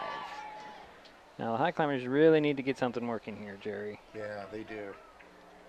Been kind of stymied here in this first half. Had some flashes of good plays that just can't consistently gain yardage. Trips to the far side. Cook will throw it over the middle. He's got it complete. Up to, who was that? Oh, that was Boren. Yep. All the way up to the 40-yard line. And where did they start? At the 35? At the 35. 25 yards. 25, yes. Pass play is good for 25 yards. First down. Just as I say, they need to get something going. They start. Out of the gun, trips to the far side, one to the near side. Bad snap, what I spoke to soon. And this was what plagued Shelton on a week ago in the second half. Cook just wisely drops on the ball. No reason to try and. But that is only the first bad snap. So. Oh, but sometimes it gets in your head and it just snowballs, Jerry. Let's hope it doesn't happen again. Right. Hopefully they've got that worked out in practice this week. 8-yard loss. So trips will come wide to this near side below us. Out of the gun will go Cook. He'll throw it, and off the one outstretched hand of Jason Kenyon, incomplete.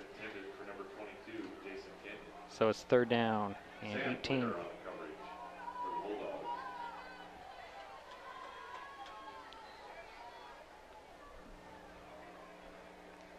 Oh, now we're going to get this going on. Yeah, boy.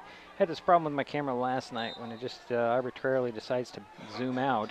Your internet doing okay? So far, we're pretty good, Jerry. Just picked up a viewer. Welcome to the broadcast, everyone. As I look down, I go from one number to another. That means somebody tuned back in. Good. Out of the gun will go Cook. Same play. Dumped it off. This time it's complete. No, it's not. Off the hands of number 10, Boren. Anthony Boren. Wow. And it's fourth down all of a sudden, Jerry. Yeah, 15 seconds remaining. Number 41 will be doing the punting. Del Sancho. Yeah, he's had a busy night. His last punt was pretty good. He's getting a lot of work. Yeah. Doesn't look like the Bulldogs are sending him. Especially if he's not rushed. Right, especially, well, the Bulldogs are going to come after him, I think. Nope, they're not. There's nobody back there. Ooh, that ball. It's going to be picked up by oh, boy, what a smart play. Yeah, I don't Zelliot was just going to let it go bounce around, and the Highclimbers were letting it go as far down as they could. Nobody touched it. He picked it up and tried to get some yards out of it. That's just a heads up. Usually it's just like, let him go after and down it because we're done with time. I was very surprised that he picked it up. He just decided to pick it up. Nice punt, by the way. Yeah, good punt to end the half for the Highclimbers. However, that scoreboard doesn't look too good. 22-0 at half. We will take a timeout, and we'll come back with the Maple Glen Senior Living halftime show. And if I can get everything to work right, should have an interview with North Mason coach Frank Hepler about last night's game in Silverdale. So we'll be back with that. Of course, we also have Jerry Apple stats. So I'm going to have to copyright that. Jerry Apple stats. Anyway, we'll be right back.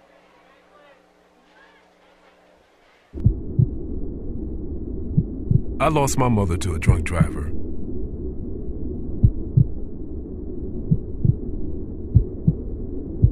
She taught me to be kind and good and strong. Be a positive force in a sometimes cruel world. I want to do everything I can to keep Washington a beautiful place. For my children, for your children. Become a Washington State Trooper. Hi, I'm Dan Griffey, your legislator and local firefighter. Today we all come together to cheer on our players. And like them, we are a team.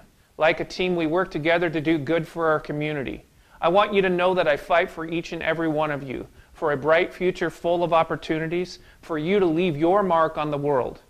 You are strong, and we are stronger together. Paid for by Griffey for State House Campaign. There's a lot going on these days at Maple Glen in Shelton. Come see for yourself by scheduling a tour to view apartments, the beautiful surroundings, activities, and the signature dining room. Maple Glen Senior Living Community, located just 20 minutes north of Olympia at 1700 North 13th Loop in Shelton. They're just feet away from the hospital, medical professionals, and pharmacies. Contact Teresa Gilman, 360-427-0300 to learn more about this exciting living community.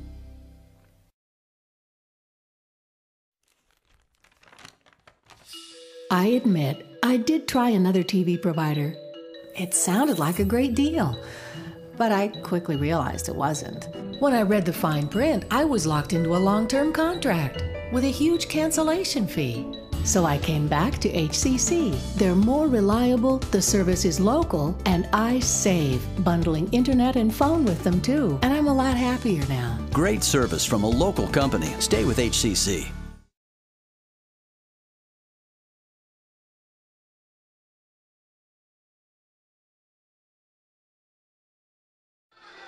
All right, we are back here. Montesano. Jerry, don't worry, you got lots of time. I'm going to play this interview with Frank Hepler, North Mason football coach.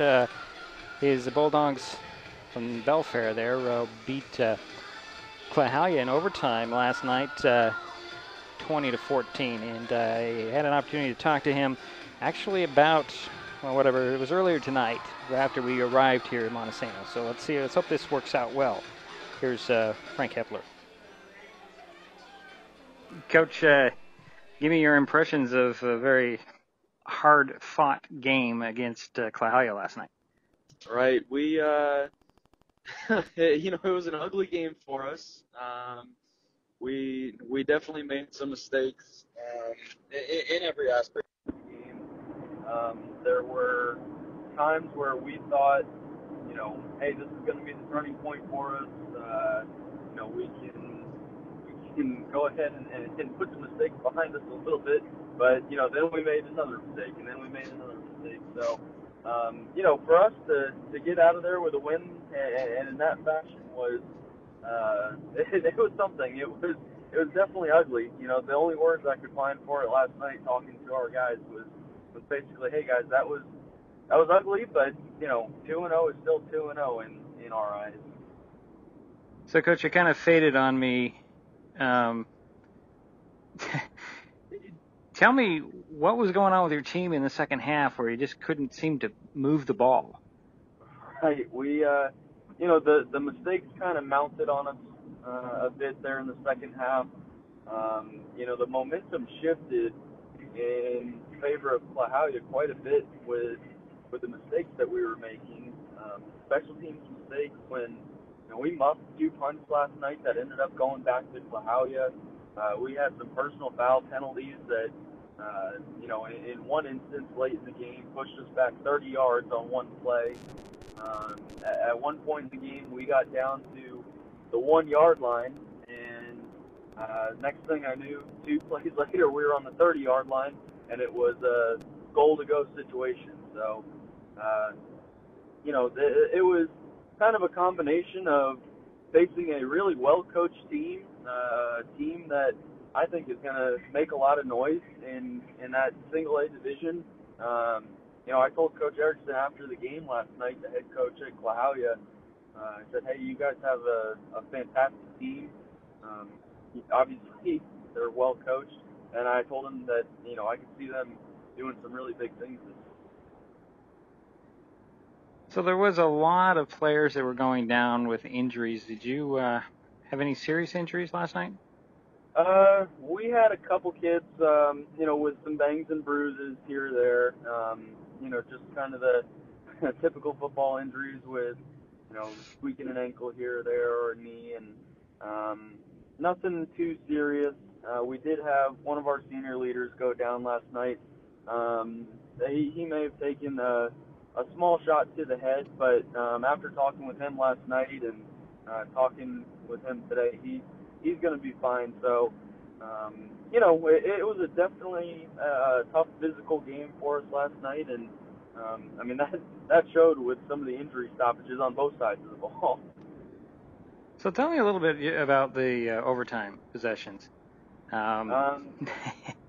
We, as soon as we realized, okay, we threw that interception at the very end of the game. Kind of, our thinking was, hey, get in the field goal range and try a long field goal to try to get out of here. And then we got, into the overtime period, and basically I told our kids, hey, I want to play defense first. We actually lost the toss, and Clahalia picked offense, so it worked out in our favor. And then kind of the player that was leading us last night, Reed Smeltzer, made a big interception, and right before he made that play, a couple minutes earlier on the sideline, he turned to us and said, "Hey, coach, I'm going to get a pick here because I know what they're going to do, and then hey, we're going to hammer it out. We're going to get into the end zone." And just like that, kind of like clockwork, we get the pick, and then we turn right around and get into the end zone with Reed. So out of that, all those experiences from last night, what do you take on to your next game? Today we had a meeting with the players, and we just said, it's absolutely paramount that we cut out the mistakes. The things that we control are, being smart football players, being smart coaches, and doing everything we can to limit the mistakes next week. Our practice schedule is going to change a little bit this week because we do have the full, an extra day actually to prepare for Olympics instead of the short week that we were on last week. So, we're going to do a lot of fundamental work early on in the week, try to limit the contact this week in practice to, some of the guys that are banged up a little bit, give them some extra time to recover, and just try to get back to playing the brand of football that we played 2 weeks ago against Shelton. So being your home opener, how big of a distraction is that going to be? I'm looking forward to it. I'm kind of hoping that, because we have started off 2-0, maybe, that gains some traction in the community, hoping that, people come out and want to see us. I know that there's a definite buzz inside the school since, our school started this past Wednesday. We've been in school for only 3 days, but already, people have been talking about the way that the football team has played so far, and the teachers and the students and administrators today were, very congratulatory towards us for starting out 2-0, and I think that buzz is going to carry a little bit, so it should be a really fun atmosphere this coming Friday when we get to host Olympics for not only our first home game, but our first league game. All right, That's Coach, go. North Mason coach Frank Hepler. His Bulldogs out of Belfair knocked off Clahalia in overtime last night, 20-14. They play next Friday at Phil Pugh Stadium, home opener, Olympic League opener against Olympic. We'll be right back with Jerry Apple Stats. This is Mason Web TV powered by HCC. Halftime in Montesano. Shelton 0-0. The Montesano Bulldogs on top. It's been all Bulldogs. 22-0 over Shelton. This is your brain. This is drugs. This is your brain on drugs. Any questions? Yeah, I have questions. Prescription drugs aren't as bad as street drugs, right? Weed's legal, isn't it? Drinking is worse than smoking weed. Isn't it? Why is heroin so addictive? Molly just makes you feel happy. I have questions. Mom? Dad, did you ever try drugs? They're going to ask. Be ready. Go to drugfree.org. A message from Partnership for Drug-Free Kids. Hey, you. Yeah, you. Getting that college education. There's a lot going on these days at Maple Glen in Shelton. Maple Glen has a Sunday brunch, open to the community with free admittance when you schedule a tour. What a great way to learn more about this beautiful senior living community. Maple Glen Senior Living, located just 20 minutes north of Olympia at 1700 North 13th Loop in Shelton. They're just feet away from the hospital, medical professionals, and pharmacies. Contact Teresa Gilman at 360-427-0300 to learn more and schedule a visit to Maple Glen. The living room. It's a great place to watch TV. Just like your backyard, break time at the office, or waiting for your ride. Now you can watch TV everywhere. Stream your favorite shows or live TV from many channels in your cable package on any computer, tablet, or smartphone. It's all included in Hood Canal Communications TV service for no extra cost. Sign up to watch TV everywhere today. Call or visit Hood Canal Communications online to learn more.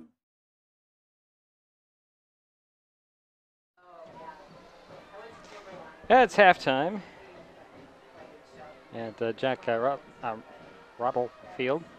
Jerry, 22-0 Montesano all over Shelton tonight. Well, how does it look statistically? Statistically, Shelton had 4 first downs. Montesano had 13 first downs.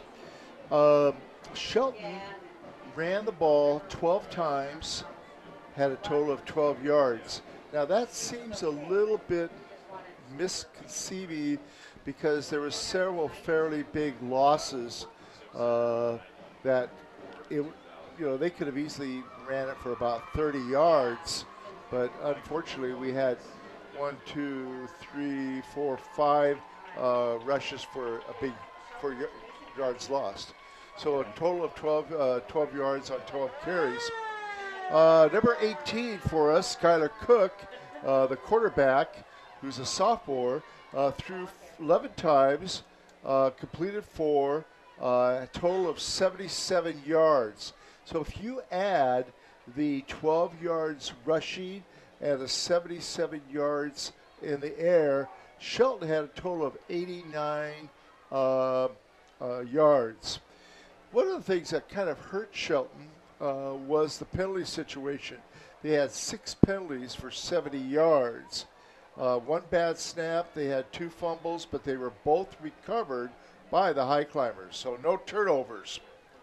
The big play for the Highclimbers was a completed pass to number 22, Jason Kenyon, for 28 yards. So that's your rundown for the Highclimbers. For Montesano had 13 first downs. They had a total of 242 yards in the air and on the ground.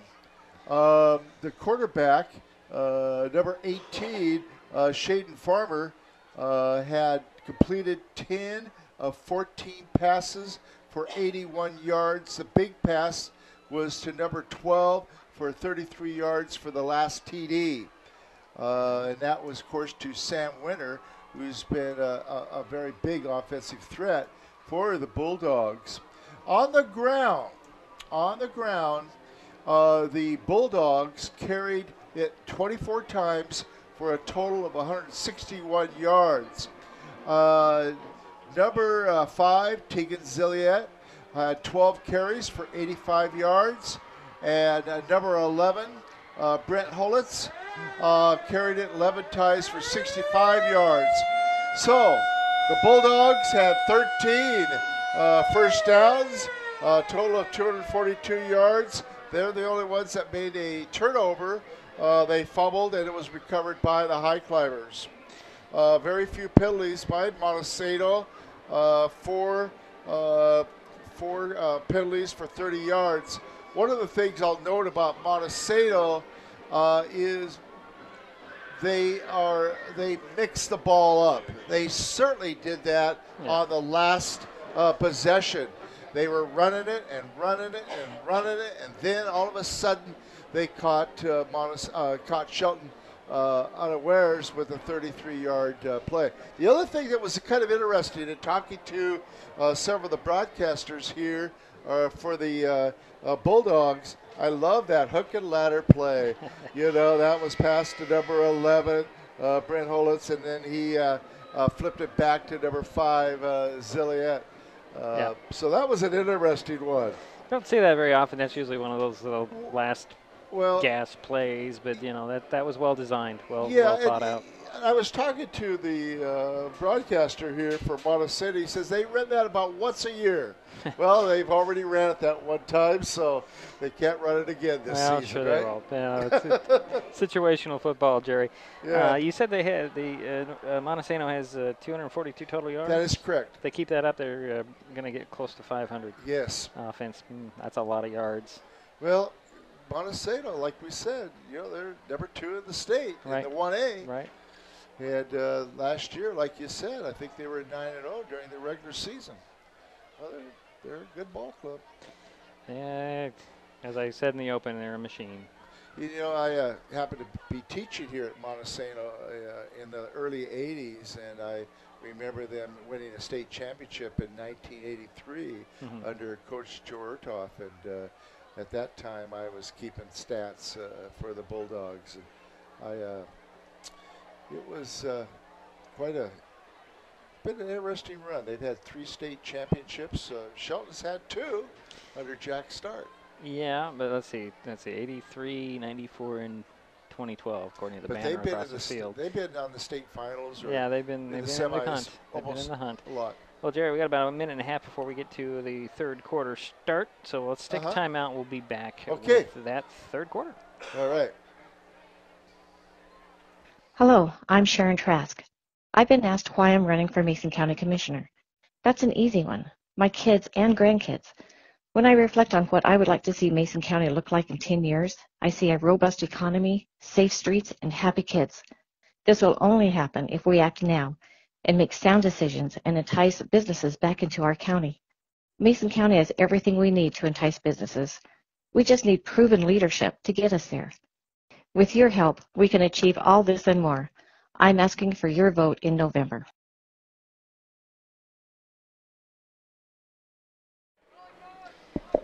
Well, still waiting for the start of the third quarter, Jerry. Yes. Looks like the Highclimbers are ready too. Can you hear me pretty well? Oh, I hear you fine. Good.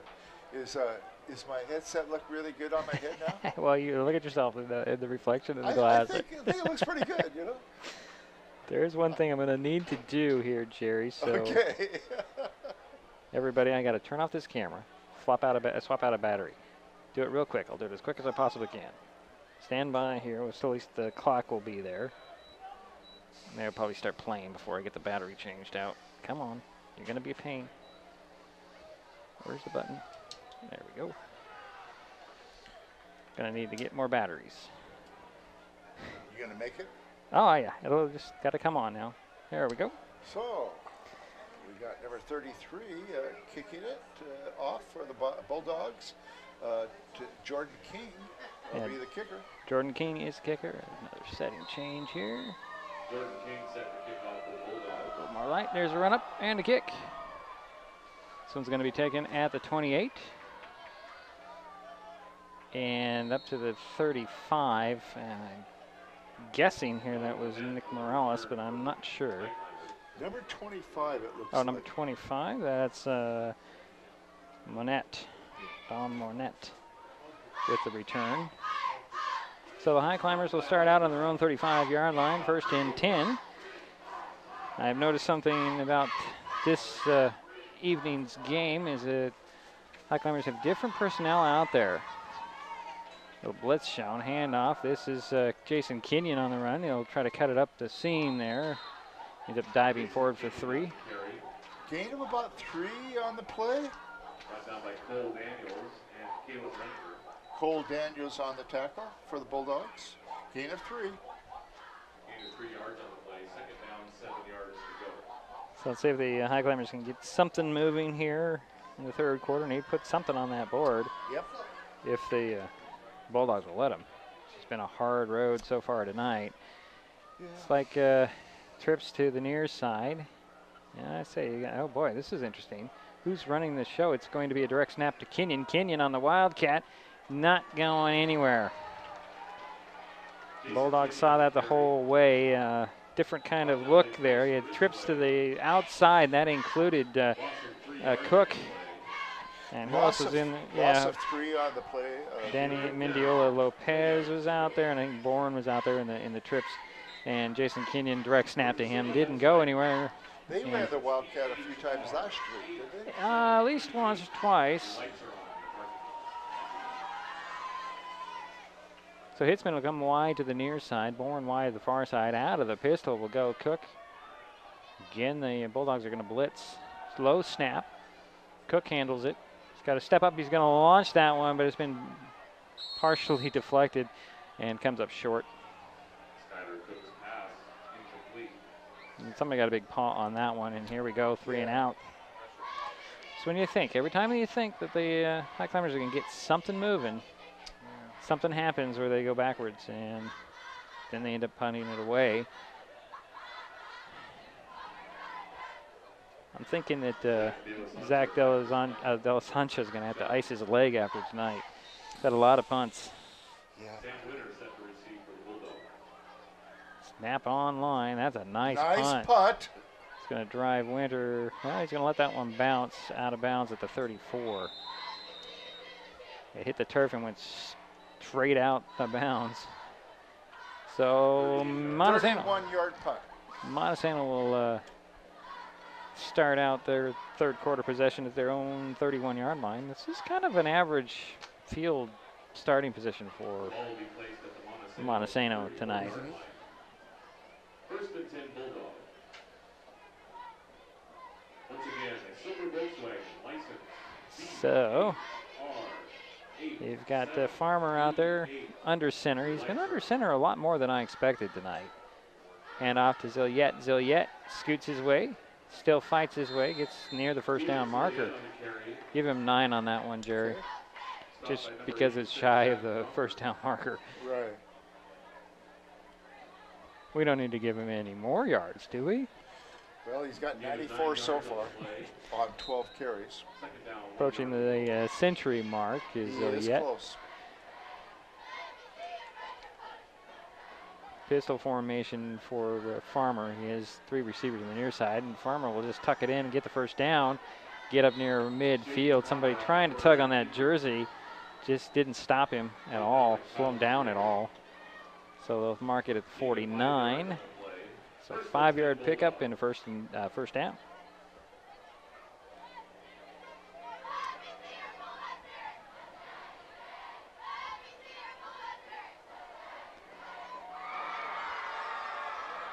Third quarter action. First possession of the quarter for Montesano. Farmer gets sacked. And then a flag late on the play. I think the sack is going to go to Kyle McGregor.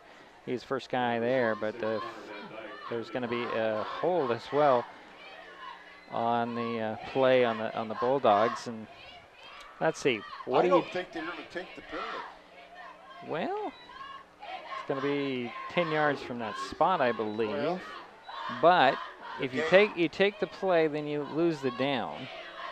Take the penalty, you march them back an extra 5 yards, it looks like. Well, they're going to take the penalty. They're going to take the penalty. Okay. All right. Well, I guess you don't want to give them any kind of a gift of yardage. So they'll march it back 10 yards. And they'll bring the ball back to the 34-yard line, and that will be a first and 23? 25. First and 25. Yeah, okay. Pullets with the ball on the sweep. And gets up to the 45. It's 10 yards. Yeah. 44. So a 10-yard pickup there. It's how quick they can give. You don't want to give them any extra yards. Second down, however. Second and 15? Yes.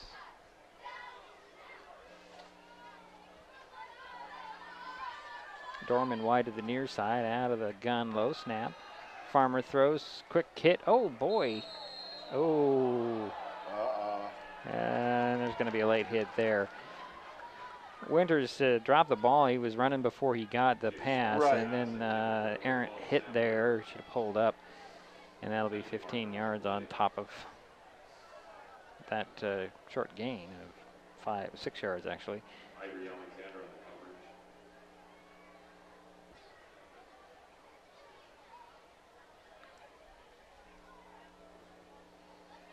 So we'll march off 15, and it'll give him a first down, and the ball will be at the 35. Yeah, and that's the 15th first down and 7th penalty on the Highclimbers. Unfortunately, there's been a lot of 15-yard penalties. There has been. There's been 4 15-yard penalties. Yeah, those are frustration penalties. Yeah. So 1st and 10 for Montesano on the Highclimber 35. Quick little hit out to Zeliet, excuse me, and he'll get up to 25. Should be 20. Actually, they'll mark it as a 22, so that's first down.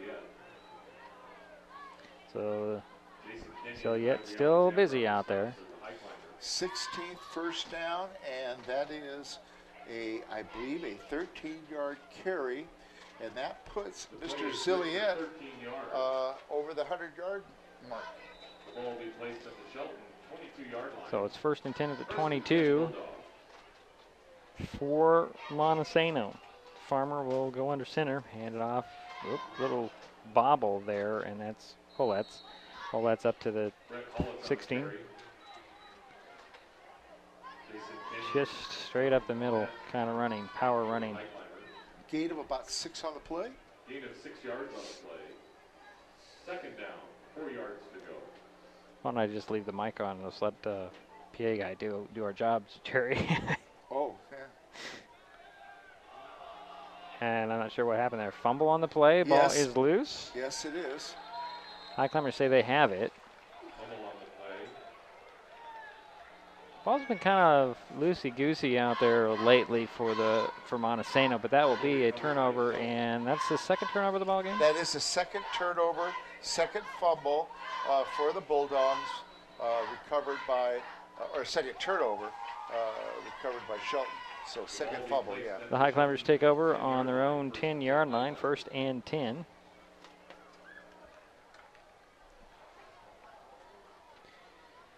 Bourne comes wide to the near side. Hurt goes wide to the far side. Out of the gun will go Cook. He's got max protection, as they call it. Got a back on each side of him. Back to pass he goes. Got some protection. Throws over the middle. Complete to Trevor Meyer. Skyler Cook's pass complete. That is a 4-yard pickup. Number 11, Trevor Meyer. To 2nd and 6. Brett Wallace on the stop for the Bulldogs. 12th pass play by Gain of 5 yards on the play. Gain of 5 on the play, and he's 5 for 12 in passing. Hitzman comes wide to the near side. Again out of the gun. Will go Cook. Little blitz coming. Picked up well. Ball's thrown out there and overthrown. I believe that's Boren running all up the sidelines. Yeah, number 12, Sam Winter on the cover. So it brings up 3rd and 6 from the 14. 3rd down, 5 yards to go.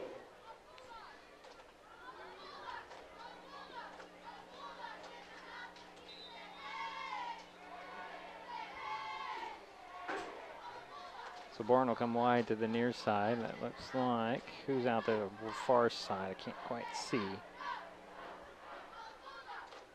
Low snap. That pass is batted back down into Cook's face, and that'll be 4th down. Another 3 and out. Del Sancho will come on to kick it away again. And I think Montesano's going to really be rushing it this time. Oh, they're up 22-0. Winter will come back about the 45. Wait for this boot from De La Sancha, a late man getting to the lineup for the Highclimbers. High snap, that's going to go out of the back of the end zone, and that is a safety. So that'll make it 24-0. The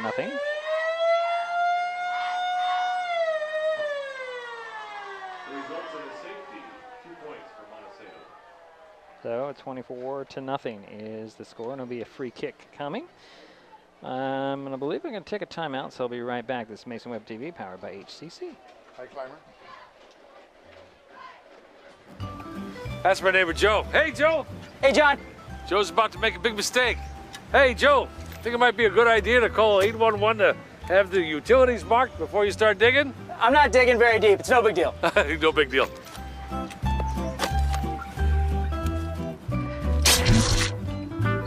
Dad, the TV's out. Internet too. Remember, safe digging always starts with a free call to 811. Oh, what a knucklehead.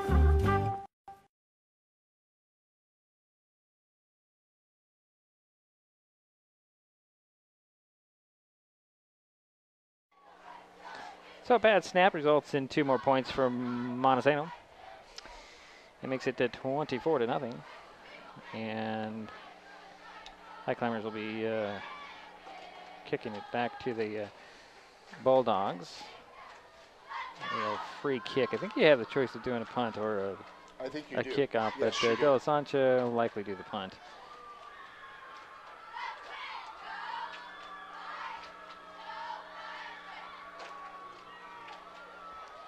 Trying to get, this is not something you see a whole lot of in high school football, really. It surprises me, really.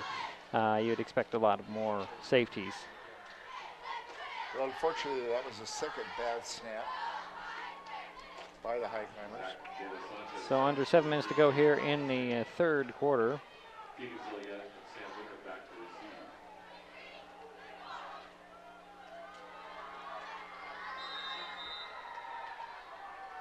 And here's the punt. High spiraling kick. That'll be bobbled but picked up. And Zilliette. Is it Zilliette? Still Zilliette, going. oh boy, on his feet. Picked it up about the 30 and returned it to about the 40. Yeah. So 30-yard return. Good little run back. I mean, Zilliette, let's see. He's 5'7", 174. Can't believe he's that big. How would you describe him as a runner? Would you say he's not a power runner? Oh, no. Huh? I wouldn't call him a power runner. He is a crafty little sneaky guy that kind of gets lost behind the bigger linemen, and that can cause some problems, but he's so quick. He's got these bursts, and you just never know where he's going to end up. So 1st and 10 for Montesano on the Shelton 41. Zilliette with a handoff. See, he does these little jump stops and jumps around, and he just kind of gets lost behind the bigger guys. And I think he's working in about second gear at this point. Gain of 5 on the play. Up to the 36-yard line. Second down coming for Montesano, leading 24-0. So yet again, nice stop initial contact by Alex Siniza. Alex has been a little active today. Kept it to minimal gain there. To the 35. Give him a yard. So that brings 3rd and 4.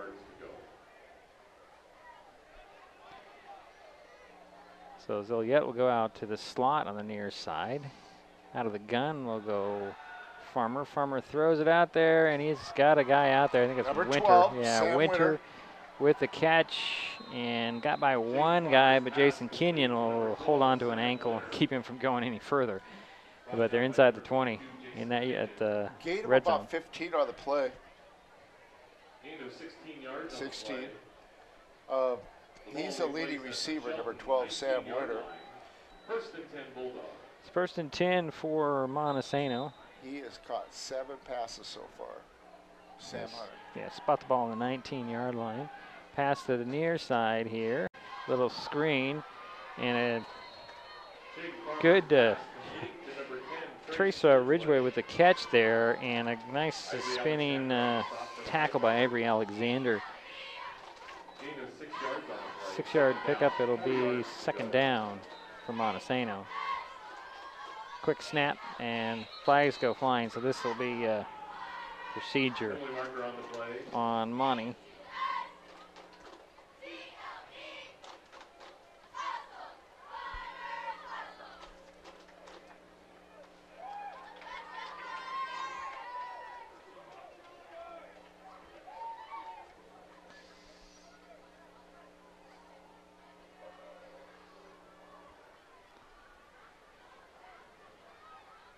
Oh, illegal substitution, so it's 5 yards on Shelton.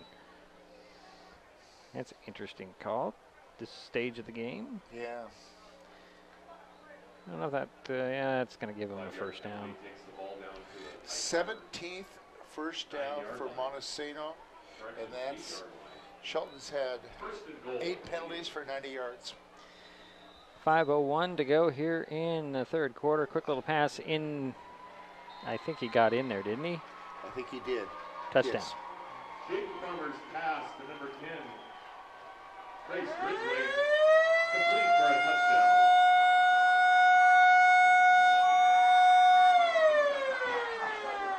Pass was completed to number 10, Trace Ridgway. We have more internet issues. Jerry trying to change provider here. Jordan King on to attempt the extra point for the Bulldogs out of the hold of Trace Ridgway. So the extra point coming up. Snap and spot and kick. That looks good to me. So another point added. With 4 minutes, 52 seconds remaining in the And 4:52 to go in the third. It's now 31-0. We'll be right back. It's Mason Web TV, powered by HCC.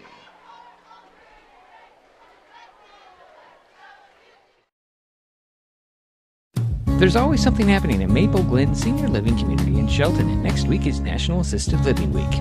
The public is welcome to attend Maple Glen's events and dress up to match their theme each day during the week. How about brunch Sunday to celebrate Grandparents' Day from 10:30 to 1? Monday's theme is the 1950s. Tuesday is Western Day with line dancing at 11, and at 1 p.m., the Mason County Historical Society's Kristen Fabry will be making a presentation on logging. Wednesday is Hawaiian Day, and the Shelton Mason County Journal's John Lester will be talking about the history of newspaper production at 1:30. Thursday's theme is South of the Border, and at 11 a.m., the Mason County Commission and the Shelton City Council will be proclaiming the week National Assisted Living Week. The fun wraps up with Friday's Italian Day and the history of the Mason County Forest Festival.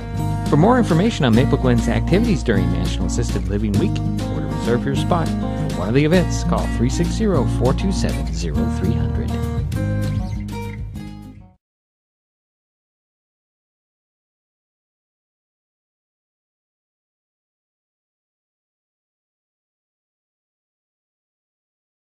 Oh, wait, so hold on. So, sorry, now we're going to get it. Would you please repeat what you just said? Oh, I will. All right, kickoff. Number 11. Trevor Meyer will return that one. There's so much going on right here, Jerry. I can't even tell you. No problem. All right, so you had some news about the long snapper for Montesano. I was commenting with the broadcaster for Montesano. This farmer, who's a quarterback, linebacker, he not only does that, but he's the long snapper. He's an all-around athlete on the team. Yeah, he's amazing. So let's see what the Highclimbers can put together here. They're starting at their own 36-yard line. First Have and they 10. got into Montesano territory? Not in this half. I'm going to call this a long pistol formation for Cook. He's got the receiver on each side and backs behind him, handed off. This is Josiah Owells. Can he get in there to the, I think he did. Did he make a touchdown? Oh my goodness, 26, touchdown. 26, Josiah Owells. He ran it from the 36-yard line. So wow. He made a 64-yard touchdown run by number 26. Wow, that's the play of the night so far for the Highclimbers. Yeah. They've been so sparing, and that was huge. So a touchdown for the Highclimbers. They get on the board with 4:33 to go in the third. De La Sanchez on to kick the point after. So Josiah is a sophomore, 5'11", 165. So Myers the holder, De La Sanchez the kicker. High snap, handled well, kick is up. I think that's off. Yeah, it was a little off. No good, but the Highclimbers do get a touchdown. That's positive play, finally. Very positive. We're going to take a timeout. We'll be back with the kickoff. This is Mason Web TV, powered by HCC.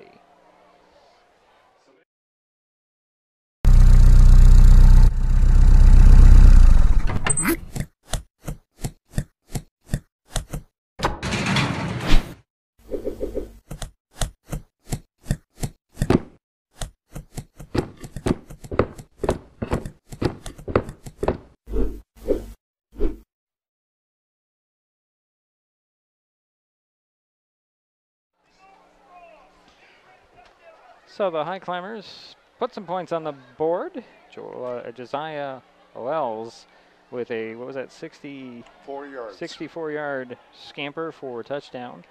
It looked like he was on an all-out sprint until he got about to the 5 and he started running out of steam. And Montesano nearly caught him, but he got in the end zone, and that'll put the touchdown on the board for the Highclimbers. It's been a long night for them.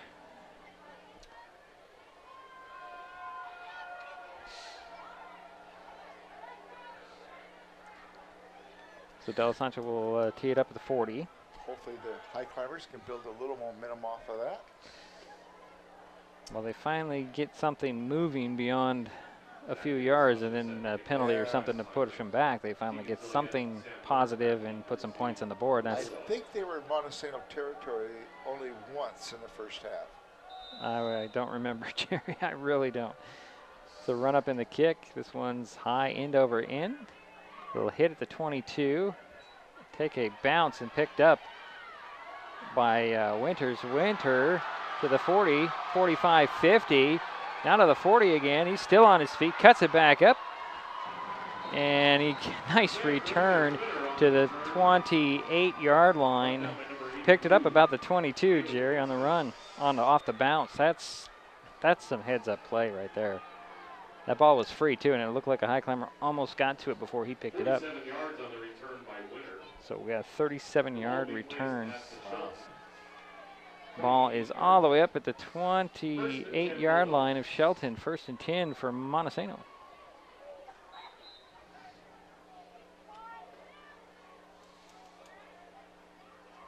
And Shaden Farmer trots back out there to run the show. He'll run out of the pistol. Zeliette will be the back behind him. There's a flag on the play. Handoff to Zeliette. And he's just squeaking out of the hands of people, spinning at the sidelines, dragging guys inside to the 5, but he was out of bounds about the 8-yard line. But there was an illegal motion that started the whole play. Which will bring back the nice run by Zeliette. Zeliette just, how do you reward a guy that just doesn't give up? Well, he keeps those legs churning. But 5'7", you don't expect that out of him. Out of a guy 5'7". He weighs 174 pounds. Right. He's a little tank. But you see 5'7", and you're thinking, how powerful can he be? Well, he makes me think of the lead runner for the Huskies. Oh yeah. Same typical type of runner. So Farmer goes out of the gun, hand it off to Holletz. Holletz will get to the 25. Brett Holletz on the carry. Brought down by number 52, Alex Saniza with the tackle there. About an 8-yard carry. Gain of 8 yards on the play. Second down, 7 from the 25 now. 3.5 minutes to go, third quarter. 31-6 is the score. Montesano with the ball and the lead. Out of the gun. Let's again with the carry. It's inside the 20, dives to the 15. Brought down by number 11, Trevor Meyer. Yeah, that's a first down, Jerry. Yeah. Gain of about 11 on the play. First and 10. And that's the 18th first down. Highclimbers showing blitz. Keeper, and a nice pitch to Selyette, and he's going to sprint to the end zone. Touchdown, Bulldogs. Just when the Highclimbers think they can stop Farmer, he just kind of does a little option pitch to Selyette, and Selyette scampers in for the TD. How many yards? I'm going to say 15. I don't really remember, Yeah. to be honest. I think you're right. It's pretty close. So King is on to kick the point after. It's now 37-6. Jordan King on to attempt the extra point. Snap. It's a little bit low, but handled well. Boot is up, and it is good. So Montesano adds on 38-6, 3:01 to go in the third. Still got a lot of time. We'll be right back. This is Mason Web TV, powered by HCC. Hi, I'm Dan Griffey, your legislator and local firefighter. Today we all come together to cheer on our players. And like them, we are a team. Like a team, we work together to do good for our community. I want you to know that I fight for each and every one of you, for a bright future full of opportunities, for you to leave your mark on the world. You are strong, and we are stronger together. Paid for by Griffey for State House Campaign.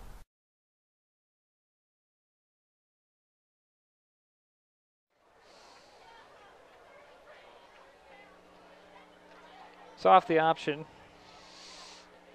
Selyette gets another TD for Montesano. The Bulldogs increase their lead, 38-6. I'm going to make a little editorial comment about the jumping jacks that cheerleaders do for every score. Isn't it supposed to be a push-up thing? But I'm sorry, I can't do. I think for the Highclimbers, it's push-ups. Yeah. Well, I can't do 6 push-ups, so I don't know how I would do 38. So it's just an interesting tradition. A little squib that's gonna bounce over the head of Meyer, and it's still free.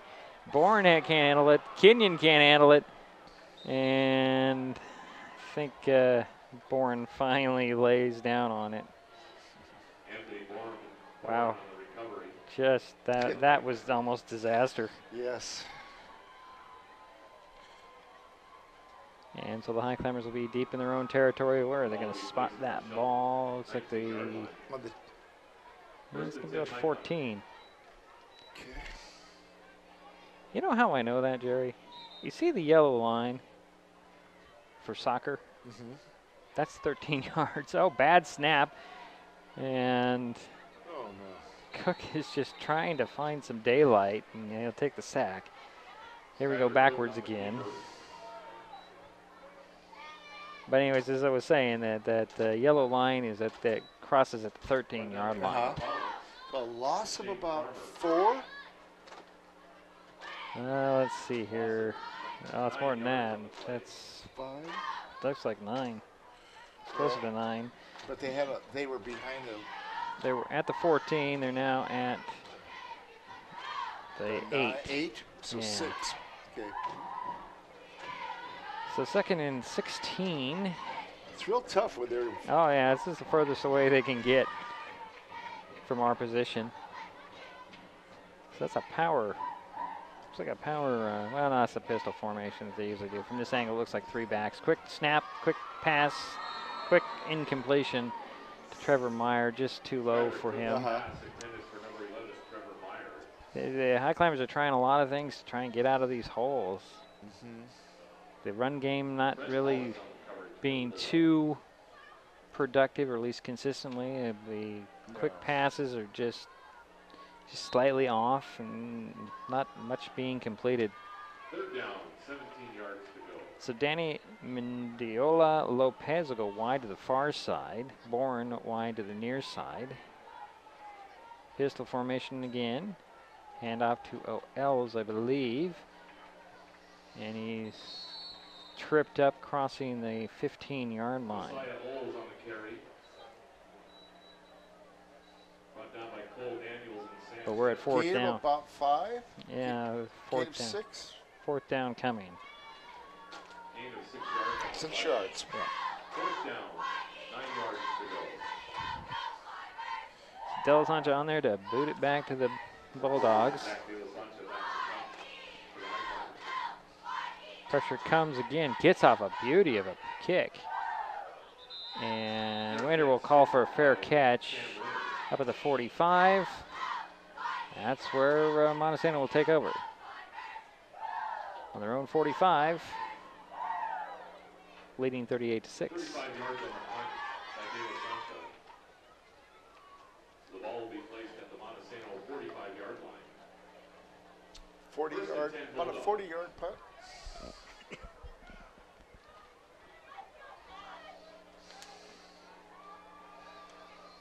It was a nice punt. It was a nice punt under pressure, which is kind of the way De La Sancha has played tonight, kicked tonight. He's probably kicked at least 10, 12 times. So Farmer gets a man in motion, and that's Winter. And hand it off to Winter. Winter around the edge, gets to the 50, banging bodies. Sam Winter on the carry. All the way up to about the 46-yard line. Depending on the spot, 9-yard pickup. Well, they're going to give him 8, I think. 9 yards on 9 yards, okay. Second down, 1 yard to go.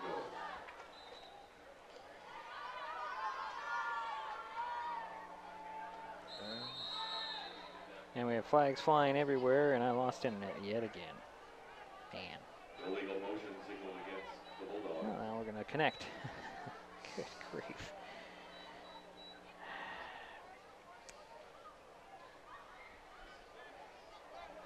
This is ridiculous. 5-yard penalty. One of these times it's not going to let me start my stream again, Jerry. Because I'm so slow. Zilliot on the carry. Oh, I'm not even paying attention, sorry. Trying to get the internet And back. we have a flag. Tegan Zilliot on the carry. Ball recovered by number 12, Sam Winter. Penalty marker on the play. Illegal block in the back signaled against the Bulldogs. So there's 10 seconds left in the quarter. And I'm still having difficulties getting our internet back. See if I can switch to a different provider here. Not seeing my other provider.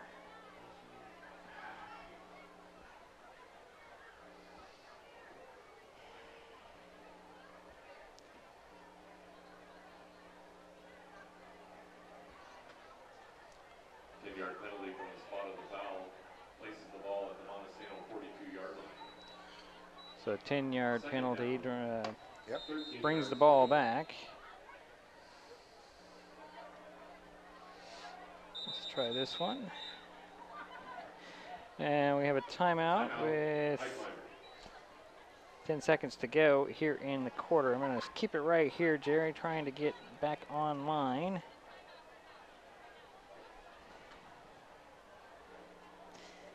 These are the times when I miss the home field. Come on. There we go. Can we go with this one now?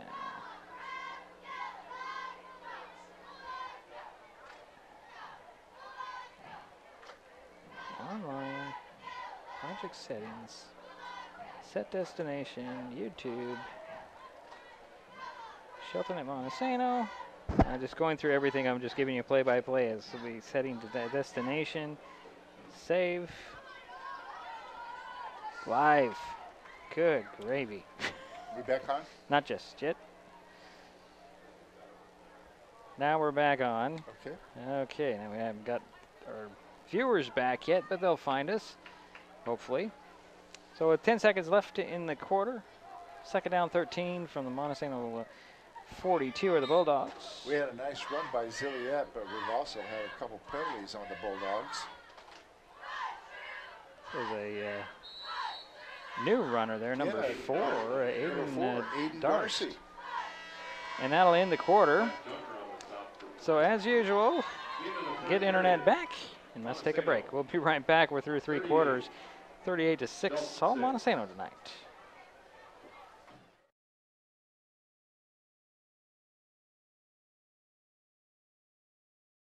Neighbors help each other. It's how community works, and it's how we do business at Hood Canal Communications. We know you count on us for value-priced internet, TV, and phone service, backed by friendly local support. Your hard-earned dollars stay right here as we invest in our community, our people, and smart technology. Hood Canal Communications, keeping our community connected while being a good neighbor. Hello, I'm Sharon Trask, and I'm running for Mason County Commissioner. I've lived in Shelton for 13 years. During this time, I have gotten to know and love Mason County and the people who live here. When I decided to run for Commissioner, I knew this was the perfect opportunity to give back to the community that has been so good to me and my family. I am humbled that so many of you have given me your support and love. I'm asking for your vote in November. Paid for by Sharon Trask for Mason County Commissioner.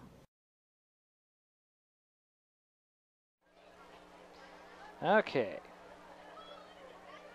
About ready to start the fourth quarter. It is a third down and 10 at the 45 for Montesano as we switch ends. Back to pass goes Farmer. Farmer chased out of the pocket. He'll throw downfield just off the outstretched hands of Winter. Good defense coverage by number 15, Charles Hurt. And it's fourth down. Again, we're seeing little flashes of good play by the Highclimbers through the night. Yeah. So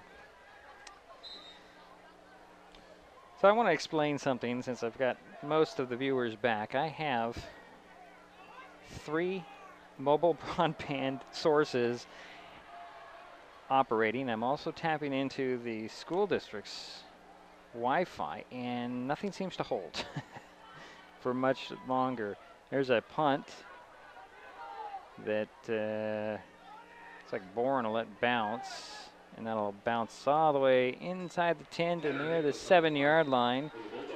Smart choice in one aspect, but long field out of another one.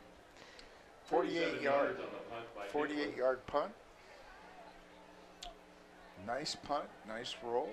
How many punts have Montesano had tonight? 1, 2, I think only 2. At least the one. Yeah, 2 or 3. 7-yard line. So the Highclimbers are going to start out on their own 7-yard line with a first and 10. A couple less punts than the Highclimbers. Well, just a few. I'm thinking we have a new quarterback for the Highclimbers. Luke McPhee getting some time, running things. Luke McPhee is quarterback for the Highclimbers. He's out of the pistol. I have some other new names out there, giving some of the younger kids some time. Handoff this time. Inside, can't tell who that is. I'm assuming it's OL's, and it is. He'll scamper up for 4 to the 11. He's a patient runner, I've noticed, Jerry. I mean, he just kind of goes in little stages looking for his hole. Yeah, he's gained 68 yards total. Had 1 loss, 3-yard loss in the first half. But, and he's got the Highclimbers touchdown. Yeah, for 64 yards. That's a big chunk. Out of the gun will go McPhee this time. Well, got Wells right behind him. Trips to the near side. Bourne will come up to the line. Slot receivers and the inside. Hitzman in motion. Handoff. Nope, a fake handoff. McPhee throws over the middle. I'm not really sure who he was throwing to. Might have been a miscommunication on one of those spot plays.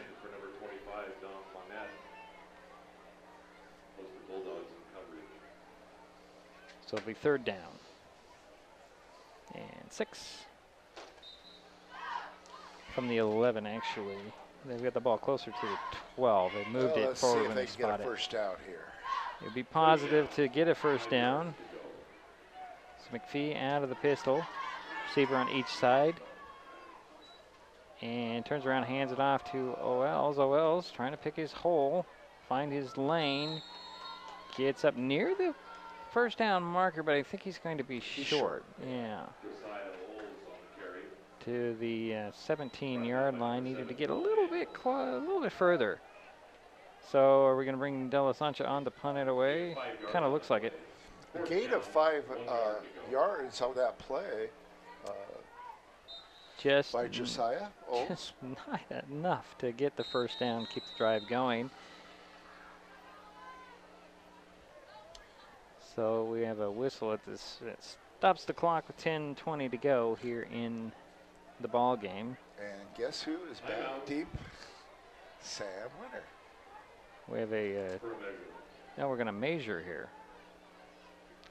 It didn't look like it was that close. It looked like it was a little short. It does look short, but let's make sure.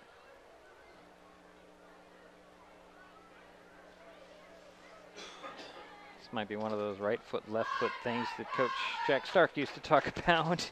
Yeah. Can't quite see from here. There's a player and a referee in the way. I don't think this is going to be a first down. No, it's just a little short. Yeah, it stretches it out. It's going to be closer to a yard. Now, Coach Speaks might have asked for that measurement just to be sure. And it looks like the offense is coming back out there for the Highclimbers. 4th down and about half a yard. Highclimbers are going to go for it. McPhee in the huddle with his cohorts. You've got Meyer, Hurt in there as well. Now they're going to send Hurt out. Got enough guys in the huddle. Bourne will go wide to the far side. Monette, the fullback, next to McPhee. And Wells is going to be the running back. Takes the handoff, big hole. Got the first down. Was just a half a step away from breaking another one loose there, Jerry. Yep. Got to the 20 and a first down. A good 4th down gamble. I guess at this point, what are you going to do? No, that was Owells. Owells. Good for another, well, for the 5th first down for the Highclimbers. It's a 1st and 10 at the 21-yard line for Shelton now. Oh, bad snap, ball's loose. I think the Highclimbers fell on it. And Wells was the guy that got to it. And there's going to be a loss of 1 on that play. Loss of a yard on the play. It'll be 2nd down and 11 from the 20.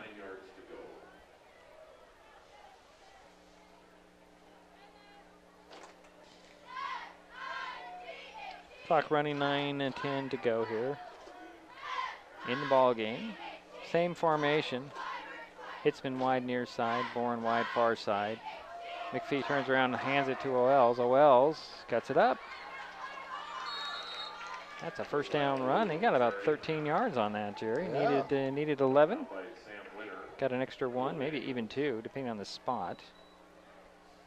They'll spot it at the 34. 13-yard gain. Yeah, I guess it'll be, depending on where they're going to spot it. Yeah. Actually, that's 14 yards, Jerry. Give him an extra yard. Okay. On me. All right. Okay. So 1st and 10 for Shelton at the 34. 2nd first down this half. Climbers taking their time in the huddle, get the right play. Hurt wide to the far side, Bourne wide to the near side. Out of the pistol, turn around, McPhee hands it off to Owells. Owells chased down, I'm going to say it was Brennan Wolcott, the first guy for Montesano to get there and tackle for a loss. Loss of about 3. Brought down by Caleb Ranger and Brent Hall. So 31 is the yardage marker there. Second down and 13 for Shelton.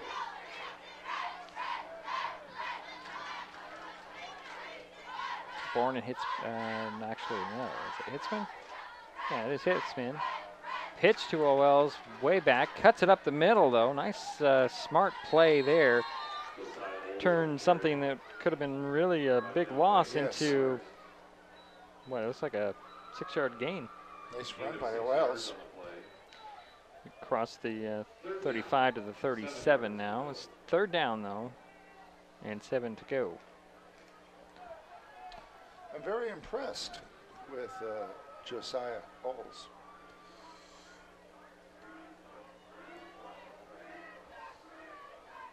Same formation, bobbled snap, handoff this time. Is that Owells again? No, that was actually Gavin Gould. And loss of those 4 yards, 5 yards actually. Loss of 3 yards on the play. Fourth down. No, it's going to make it 3. It's going to be fourth down. Yeah, fourth down this time. 4th and 10, and De La Sancha will be on to kick it away. Winter back standing on his 30-yard line, waiting for this kick from De La Sancha. High snap. Ooh, boy, they're getting there close.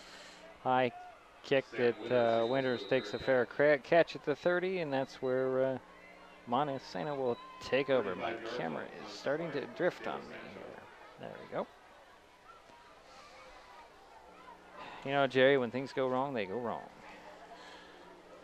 The clock is moving pretty well.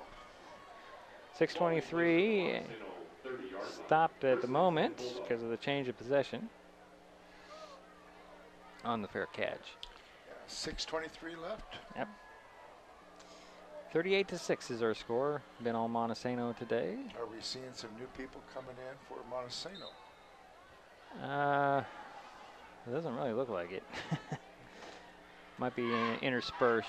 Farmer's still the QB. Okay.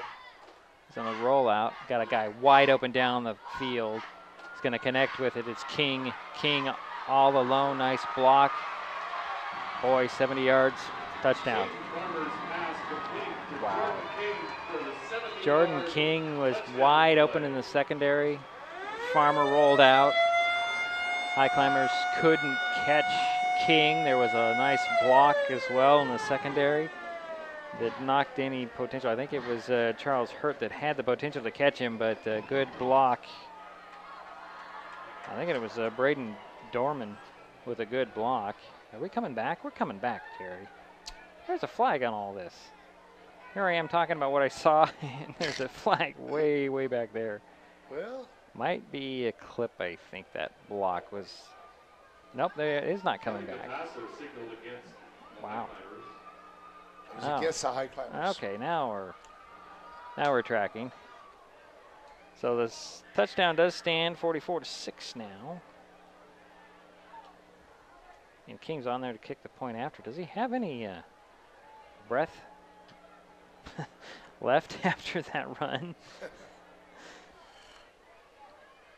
Oh, roughing the passer is what the penalty was. Okay. Of course, you're going to turn that one down.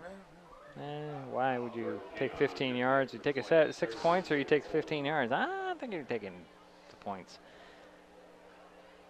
So King on to kick the extra point. Looks like it's a little off. Wide. Well, you know, he ran 70 yards, Jerry. He's entitled to miss one, I think. Okay, so it is now 44-6, 6:12 to go in the ball game. We'll be back. Slow down. Slow down and move over. And move over. When you see lights, Vests. Or reflectors. please give us some room. Slow down and move over. When you need us, We've got your back. do you have ours? You got our back? You got ours? You got our back? Please, slow down. And move over.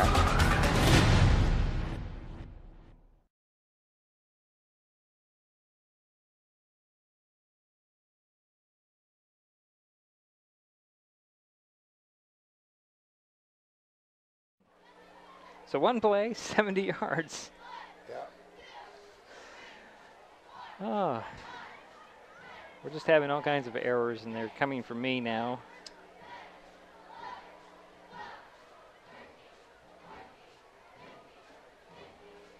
Well, one statistic that Shelton has is they haven't, no fumbles, no turnovers.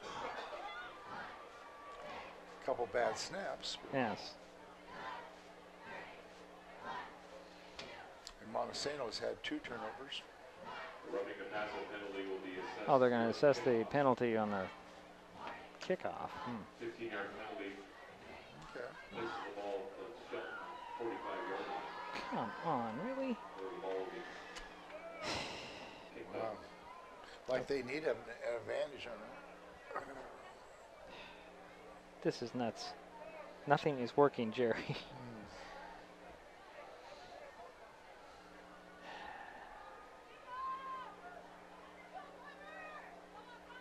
try that one then.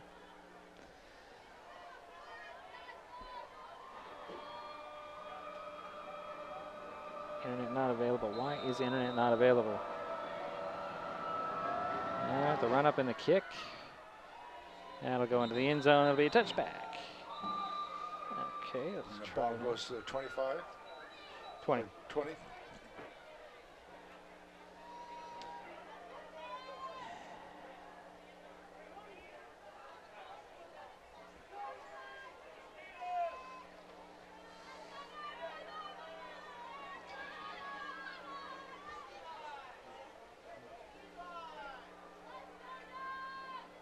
Okay, well, kickoff went into the end zone. So the Highclimbers get the ball on the 20-yard line. That's back on the kickoff. The ball will be First and 10 for McPhee and company. I think we're going to see a lot of different uniforms here. Well, let's get what the carry and just can't get more than the body. Actually, that's not that well. That's gold. Gavin Gould. Yep, with the run there. Gain of 1.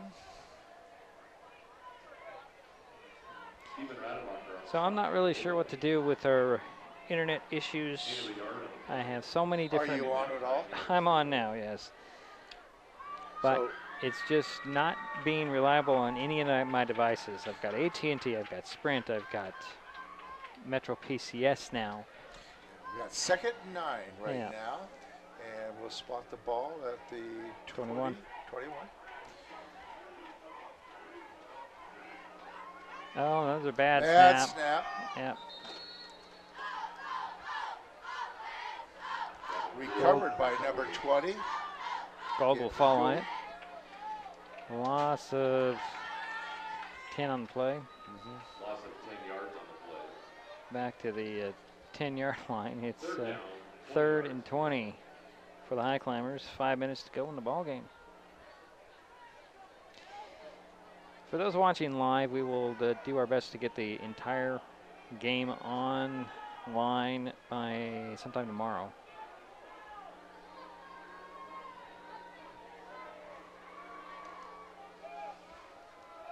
And that's a good tackle. Tackle by number 10. Yeah, Trace Ridgway read that play all the way. Tackled Gold. Good. And 4th down. 3 and out, 3 and out, 3 and out. Just clock is running. Loss of a yard on the play. 4th down, 21 yards to go.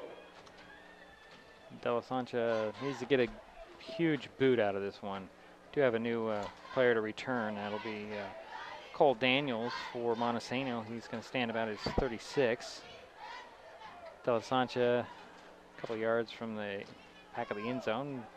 Boots it short, takes the high climber bounce. Bourne will let it roll to the 41. That's where he'll down it. And that's 33-yard punt. No return. That's where the Bulldogs will take over, and I'm going to assume we're going to get a different offensive set out of Montesano here. But I could be wrong. I'm looking at the huddle with the coach. And who's going to be the QB? Looks like. I'm going to say Trace Ridgway. Yeah, looks like number 10. So Trace Ridgway will get some time running things for Montesano now. Out of the gun. He'll tuck it under and run. He's got lead blockers. Turns the corner. Runs out of bounds at the 20. So give him 21 yards on that run. Already knew he could run. 21 yards on the carry. The ball will So be first placed and at the 10 for First and 10 Bulldogs. Montesano. 20th first down. Oh, he also ran out of bounds to stop the clock. Go under center this time. Turn around all the way, hand it off to the second guy through. That's Hunter Schnorr.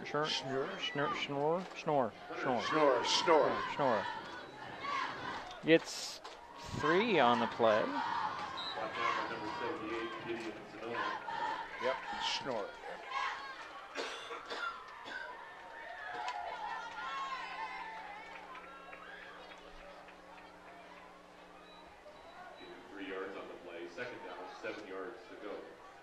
So 2nd and 7 for the Bulldogs.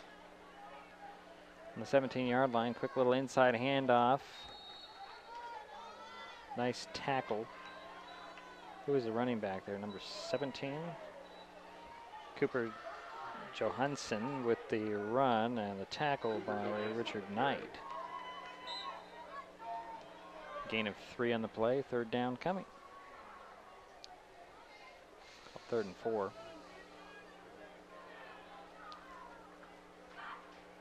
Ball at the 14-yard line.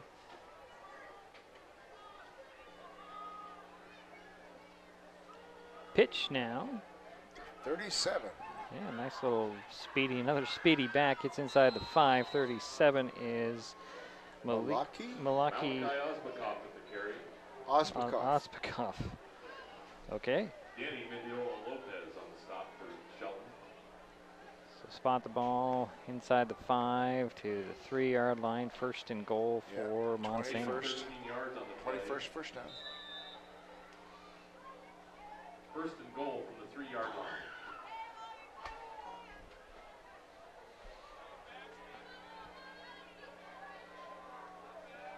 I don't know why I'd expect something better out of the cell companies in Montesano, but not happening. Total's 360, handoff. That's a total 360. I didn't even know who the ball carrier was.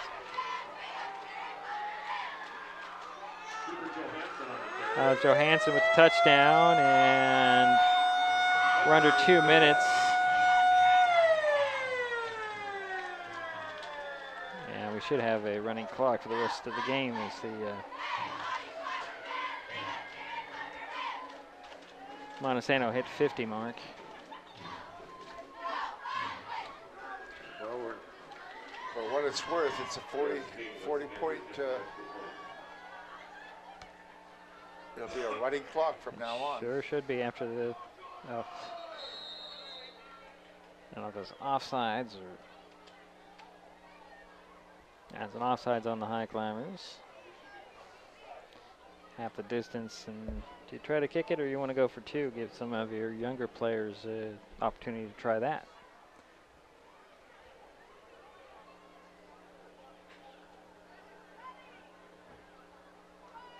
Offside signal against. I have no idea what that was. Although, okay, they'll assess it on the kickoff. That's a new signal this year, I think. High snap, handled well. King will get one up. Yep. And Looks in. Good. So it's now 51-6. 1:52 to go in the ball game. We'll be right back.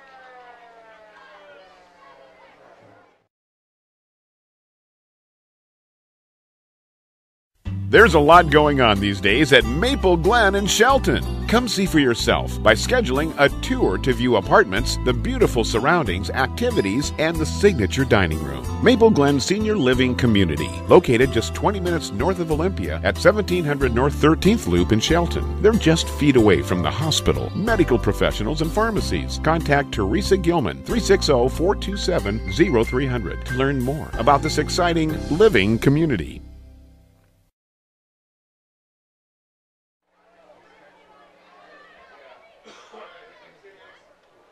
So 1:52 to go here in the ball game. It's been all Montesano tonight. They lead 51-6 now. Should have the running clock from this kickoff.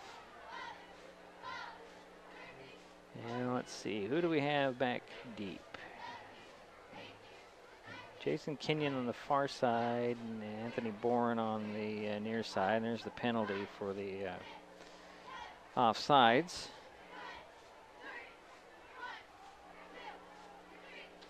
I don't know, Jerry, I've never really seen that hand signal that indicates that they'll assess a penalty on the kickoff until this year. Yeah. Something new for me. Yeah, I think it is. I could be wrong. Maybe I just never noticed it.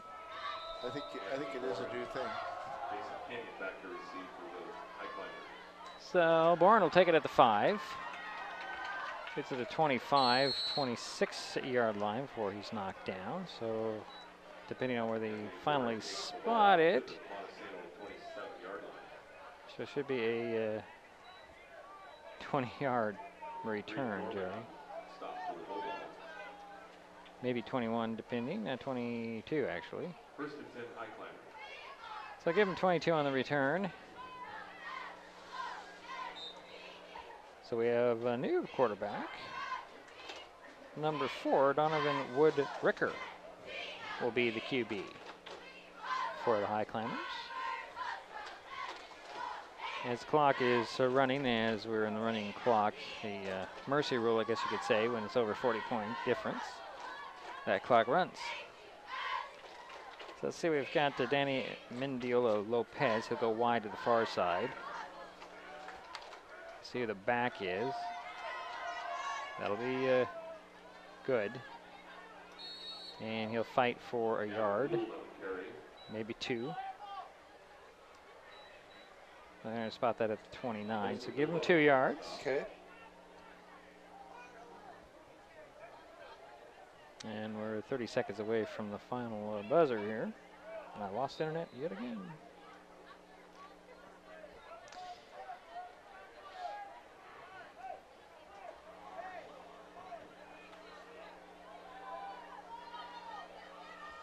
Back to pass, and it is incomplete, intended for Mendiola Lopez. And that should be the last play. Oh, we have a second left. Nope, there we go. So that is the final. A lot of Montesano tonight. Saw how good they really are.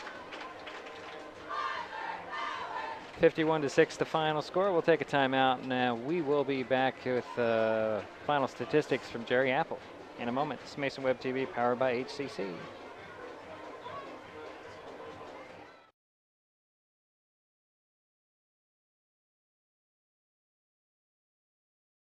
There's so many great things about life in Mason County, and Hood Canal Communications is proud to be one more. Headquartered in Union, we offer the speed and reliability your family needs, backed by hometown service and support. Whether you need to just check email or power all those Wi-Fi devices around your home, HCC has the right package for you. Stop by one of our friendly offices, call or visit hcc.net to learn more. Hood Canal Communications, keeping our community connected.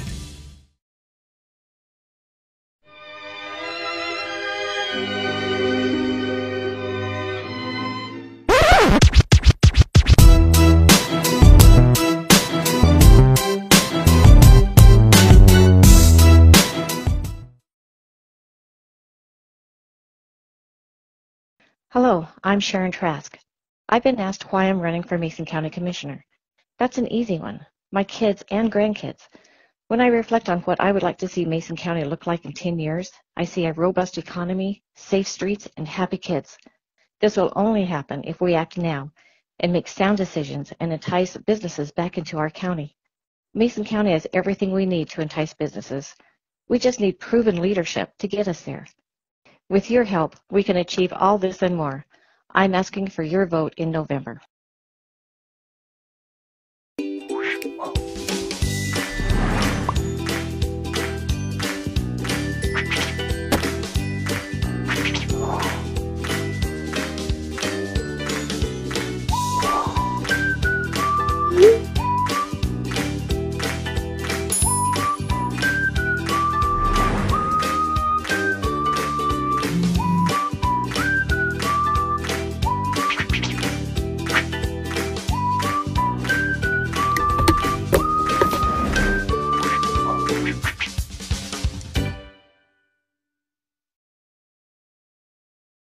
There's a lot going on these days at Maple Glen in Shelton. Come see for yourself by scheduling a tour to view apartments, the beautiful surroundings, activities, and the signature dining room. Maple Glen Senior Living Community, located just 20 minutes north of Olympia at 1700 North 13th Loop in Shelton. They're just feet away from the hospital, medical professionals, and pharmacies. Contact Teresa Gilman, 360-427-0300 to learn more about this exciting living community.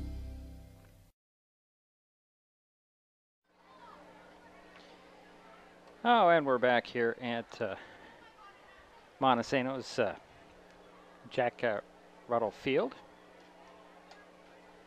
Final score you see there, 51-6, just waiting for Jerry Apple to finish his calculations over there. And Done. oh, you're done. You're ready to give us some final statistics there? I am. Thanks, Tidry. And nice job tonight of trying to provide a internet service out of the three options you had. Four options. Yeah.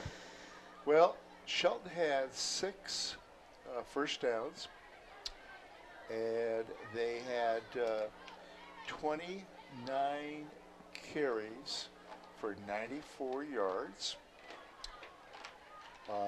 They passed 17 times, completed 5, got 82 yards in the air. So if you combine the 94 yards on the ground with the 82 yards in the air, they had 176 yards altogether. Now, there was a couple bad snaps, but there was no turnovers that I remember that Shelton made tonight. What hurt Shelton, a lot of times they were 3 and out many times. Yeah. A lot of punting situations. Somebody tonight's going to have a very sore leg. But the penalties hurt. I mean, 9 penalties for 105 yards. There was a couple bright spots, okay? And one of those bright spots was Josiah Oles. Josiah Oles had a pretty darn good running game tonight. He gained 99 yards. 64 of those were on 1 carry at the in the third quarter. So 99 yards on the part of Josiah Oles. How many carries was that? He had 12 carries. 12 carries. Okay. 12 carries for 99 yards. Montesano had 21 first downs. They threw 20 times, completed 14 for a total of 200 yards passing. So remember, 21 first downs, 200 yards in the air, 270 yards on the ground, and of course the big ball carrier tonight, well, there was 2 of them. Zilliet was definitely over 100, probably around 110, 115 yards. And The other carrier was number 11, Brent Hollitz, and Brent was really close to 100 yards. I think around 98, 99 yards. So we had 2 ball carriers, one over 100 yards, one just under 100 yards. So if you take the 21 first downs, you take the 270 yards on the ground, and the 200 yards in the air, they had a total of 470 yards. Totally had possession of the ball game. And they mixed it up very, very well. I was very impressed with about 5, 6 athletes on the Montesano team. Their quarterback, number 18, Shaden Farmer, did very well, 14 for 20, and their 2 ball carriers, and fantastic. And Sam Hunter. Okay. Sam Hunter was the other one who did the punt returns. And he had a lot of opportunities tonight. Yes, he did.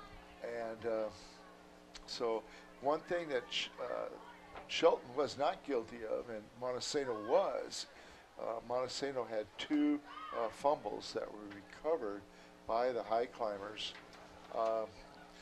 You look at this, the summary of the scoring, for Shelton, it was Josiah Oles, 64-yard touchdown run, which at the time made it 31-6.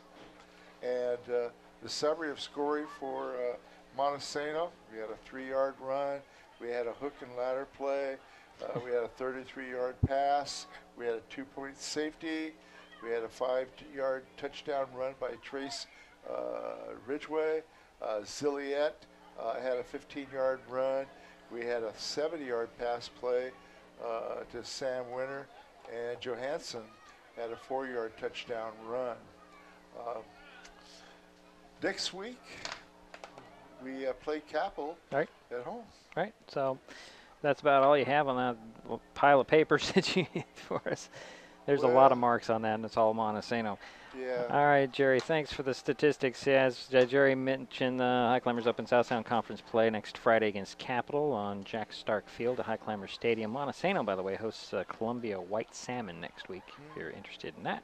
Our next broadcast will be next Friday night as the Highclimbers host the Cougars. Kickoff is 7 p.m., and that will do it for us at Jack Rottle Field in Montesano. My thanks to Jerry Apple for his help tonight, as always. Jeannie Raywald is running around here somewhere. She took off. No, she was just here.